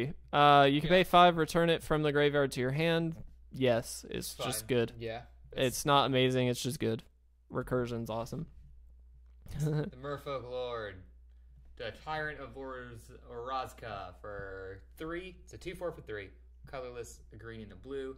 Tap another untapped Merfolk you control. The Tyrant can't be blocked this turn. Tap 3 untapped Merfolk you control. Draw a card. Tap 5 untapped Merfolk you control. Put a +1/+1 counter on each Merfolk. Awesome. It's great. It's amazing. If you can fill the board with a bunch of Merfolk, it's solid. Also, I think it's interesting that you tap 1, it's got 2 power. Tap 3, it's got 4 toughness. Tap 5. It's 1, 2, 3, 4, 5. I just find that interesting. Number association, people get with it. Anyway, yeah, it's a great card. Good. Really, really good. Definitely take it. First pick. Legion Lieutenant. It is the Vampire Lord. It's a 2/2 for 2. Take it. 100%. Now you're vampires. Congrats. Yeah, you've done it. Now you're Merfolk. Merfolk Mistbinder. 2/2 for 2 with Lord. Yeah, you're Congrats. in Merfolk now. Path of Metal. This one. This is probably the worst. Yeah, I don't like this one. It is a 2-cost legendary enchantment. Enters the battlefield, deals 1 damage to each creature that does not have First Strike, Double Strike, Vigilance, or Haste. Whenever you attack with at least 2 creatures that have First Strike, Double Strike, Vigilance, or Haste, you transform it into Metzali, Tower of Triumph. Of course, all of them have the tap for any color. You can also pay 2, 1 in a red to tap it and deal 2 damage to each opponent. Or tap 2 and a white and tap it. Choose a creature at random that attack this turn and destroy it. I don't like the upside to this one. I think it's pretty bad. I think the upside has more like limited impact than the others. Limited, sure. But it's harder to transform. It's really hard to transform, I think. Well, not more than one. There's one that's really tough to transform. But I think this one is probably the worst. It's still decent if you can do it. If you have a way to do it quickly, sure. But because it's removal with land, which is nice. But it's like single shot each turn, which is not great. And it's fine. It's better than a spell. I mean, it is better than a spell. I get that. I just play spells in every deck that remove stuff. I don't super enjoy it. I mean, I think the removal alone is enough to try it. I don't think it's going to be hard because you have to put your things at risk to transform it, which is not fun. With the other one, you can enchant something they control, and then once that dies, then you're golden. But I like it, but it's not that good. It's going to be tricky. I think it's damage on a stick or removal. Yeah. It's honestly because Ramen Up Red is so good because one of their lands is Lightning Bolt. That's true. And this is Lightning Bolt or Destroy a Thing. It's Shock or... Well, sure. Shock or Destroy a Thing. Yeah. Which, honestly... I mean, it's fine. I think it's... I'm liking it more the more I think about it. That's good upside. Profane Procession. It is a 3 legendary enchantment. Tap 5. Yeah, this is the one. Exile target creature. Then if there are 3 or more cards exiled with it, transform it. Worth noting on this one, the creatures don't come back once they're exiled, and this transforms. Right. That's important. You can then tap it, of course, for any color, and then tap 4 and tap it. Put a creature card exiled with this permanent onto the battlefield under your control. This has amazing upside, but it's definitely a lot more mana intensive to actually use. Here's the thing. It's mana intensive, and it's only got 3 uses. You're right. You're definitely right, but I think by the time you would use it once or twice, you'd hopefully be closing out the game.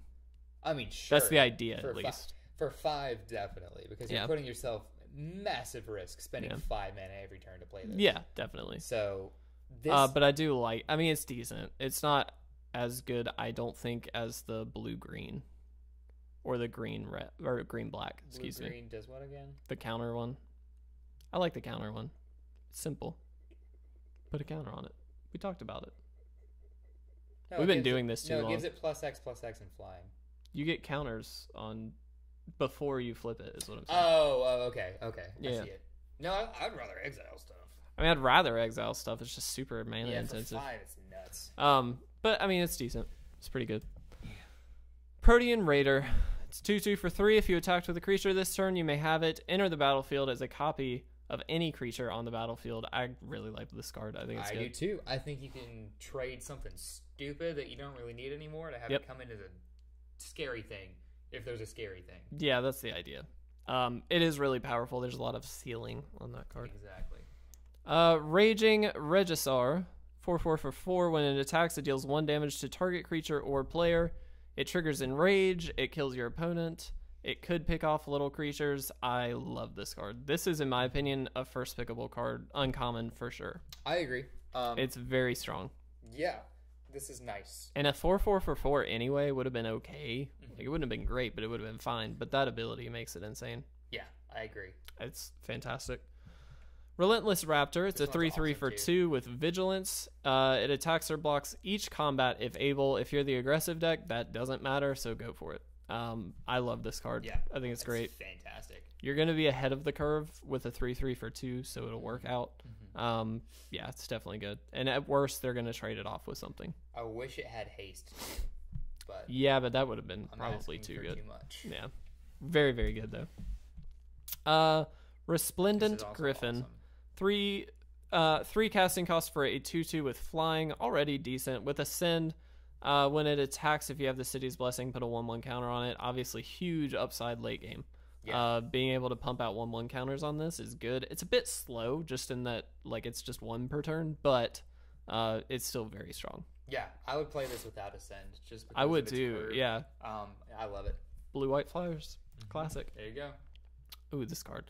Siegehorn Ceratops, a 2/2 for 2. With Enrage, when it's dealt damage, put 2 1/1 counters on it. I love this because you can ping it once and it gets 2 extra toughness. So you could just theoretically just endlessly ping it and it would get endlessly stronger. Right. I just love that. Now, it does state, even on the card, it must survive the damage to get the counter. Of course. So combat's going to be tricky with it. Yes. So you really want to be controlling the damage it takes. Like, ping it, like Kevin said. But if this isn't answered, it gets huge. Real good. It's a very, very good 2-drop. I think this makes dinosaur decks a little more viable as a constructed deck because it's such a strong 2/2. Well, a 2-drop, excuse me. Because really where dinosaurs have been lacking, I think, is in the early game. Obviously, they've got big stompy guys. That's no problem. That early game is where we have issues. So I think something like this might actually help that a lot. Yeah, I agree. So, Stormfleet Sprinter. It's a 2/2 for 3 with haste, and it can't be blocked. I think it's a great limited card. Yep. Is it aggro? It's always a thing. So I like it a lot. It's also a pirate, so it would get the buff. Yeah. I mean, not much else to say about it. It's just really good. It's solid to me. Yeah. Storm the Vault. This one is interesting. 2, a red, and a blue for a legendary enchantment. Whenever 1 or more creatures you control deal combat damage to a player, create a treasure token. At the beginning of your end step, if you control 5 or more artifacts, transform it. Worth noting, if you already have the artifacts, it's very easy to flip this because you just do it at the end of the turn. And then you get Tolarian Academy. You can tap it to add 1 blue to your mana pool for each artifact you control. Here's why I don't like this that much. There's not that many artifacts. There's treasure, though. That's the idea. That's the thing. Is if you have treasure, cool. I think with treasure, it's fine. I just don't think there's enough artifacts here. What I want to know is, what are you going to play with it now that you've got it? Exactly. Like, I just don't think it's worth it to play. I think you really have to have a good payoff to make this worth it. And I'm not saying we don't have any good payoffs, but I'm saying how viable is that to happen? Big scary dinosaur. Big blue dinosaur. But I'm down for that. Or the red one. Yeah, I don't know. I think you have to do too much to make that good. Yeah, maybe. I think it could be good. But Zakama. Speaking of good. Primal Calamity. Yeah, this card's amazing. 9/9 for 9 with Naya colors. Vigilance, Reach, and Trample. When it enters the battlefield, if you cast it, untap all lands you control. And then you have 3 abilities, all with 2 and 1 of the Naya colors. In the first case, red, deal 3 damage to target creature. Second case, with green, destroy target artifact or enchantment. And with white, you gain 3 life. Yeah. This is amazing. In theory, you can do all of them. Yeah, because you untap all your lands and you don't have to tap him to do this. Right. So, yeah, you can reuse his effects as much as you want. My gosh, this card's good. It's very scary. Great in Commander. Oh god, yes. Like amazing in Commander. Would you like to bolt something every turn for 3? Yeah. All right, why not? Cool. Here's a 9/9 dinosaur to go with that. Yeah. Awesome. Yeah, it's just super, super good. It's too expensive to be in Standard, but yeah, for sure. So, if I was in Limited, though, I would totally play it. Oh, heck yeah. Dino Ramp, maybe you could make it happen.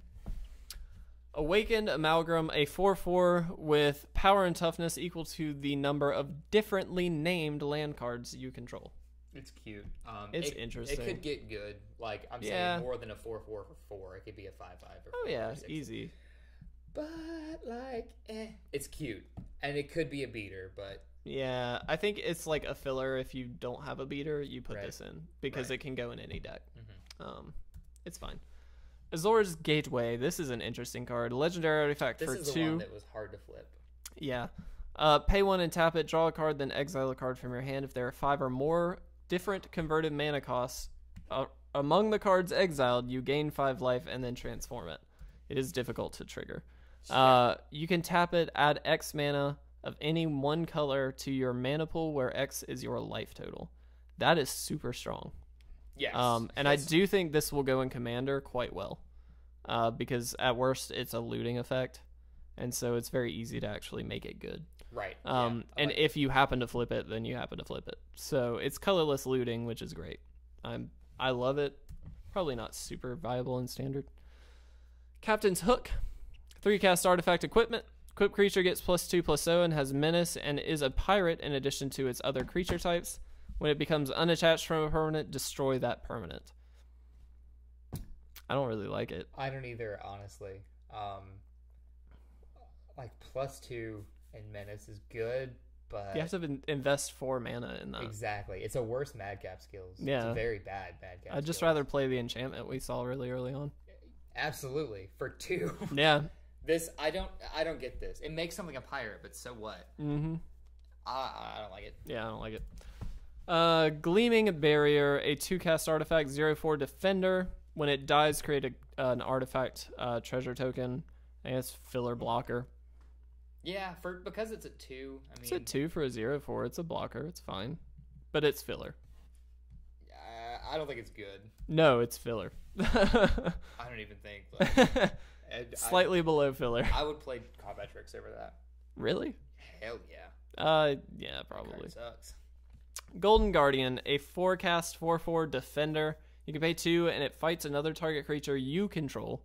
When it dies this turn, return it to the battlefield transformed under your control.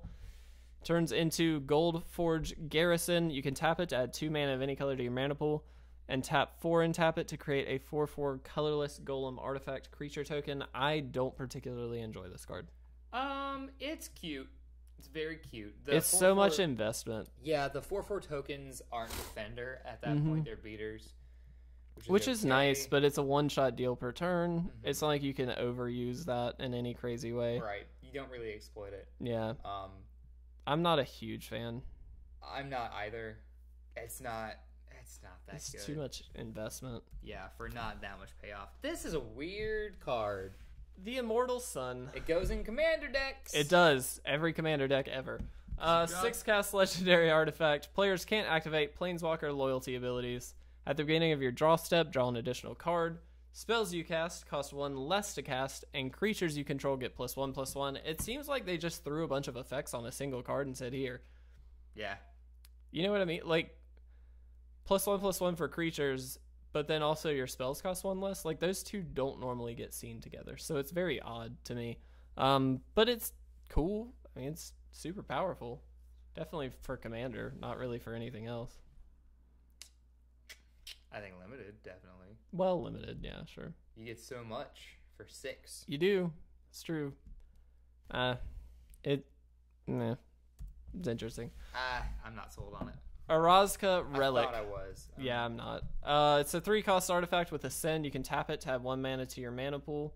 You can then tap it and sacrifice it. You gain 3 life and draw a card only if you have the City's Blessing. It's just like kind of bad ramp. Yeah. Is really what it is. It's like if you needed a spot filled in your deck, sure. It's not good. If you're looking weird at a 3-drop spot, you can put that in there. I don't love it. This card's good. Silent Gravestone. 1-cast artifact. Cards in graveyards can't be the targets of spells or abilities. That's already good. You can then tap it for 4 and tap it, exile it, and all cards from all graveyards and draw a card. Yeah. Great card. Yeah. Perfect hate for graveyards. I'm totally happy with it. It shuts off Godfarer's Gift. Is also important. Yeah. Yeah. Strider Harness, 3 artifact equipment. Gets +1/+1 in haste. Equip for 1. Not good, but filler if you literally have to. Otherwise, no. There's better filler, honestly. There's much better filler. But I don't like artifacts that give things haste because they're way overpriced. Yeah, agreed. I don't really like equipments in general. Same. Traveler's Amulet. I love this card. This is great. 1-cast artifact. Pay 1 and sack it. Search your library for a basic land. Put it into your hand and shuffle. It's a great spell. Or a great artifact. We've seen this multiple times, so it's just really, really good. Always happy to fetch out a land. Arc of Arazka. It's a land, not a legendary land. It has a send. You can tap it to add a generic. You can tap 5 and tap it to draw a card only if you have the City's Blessing. I don't like it. It's a generic land 9 times out of 10. Drawing a card is nice, but there are so many better ways to do it.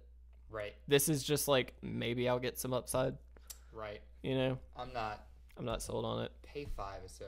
Evolving Wilds. It's good. Forsaken Sanctuary. It's bad. The tap lands we're all going to go through are just dual tap lands. That's all they are. Your basic cycle of tap lands. And I'm not, that's it. Holy crap, we made it. Only took 3 hours.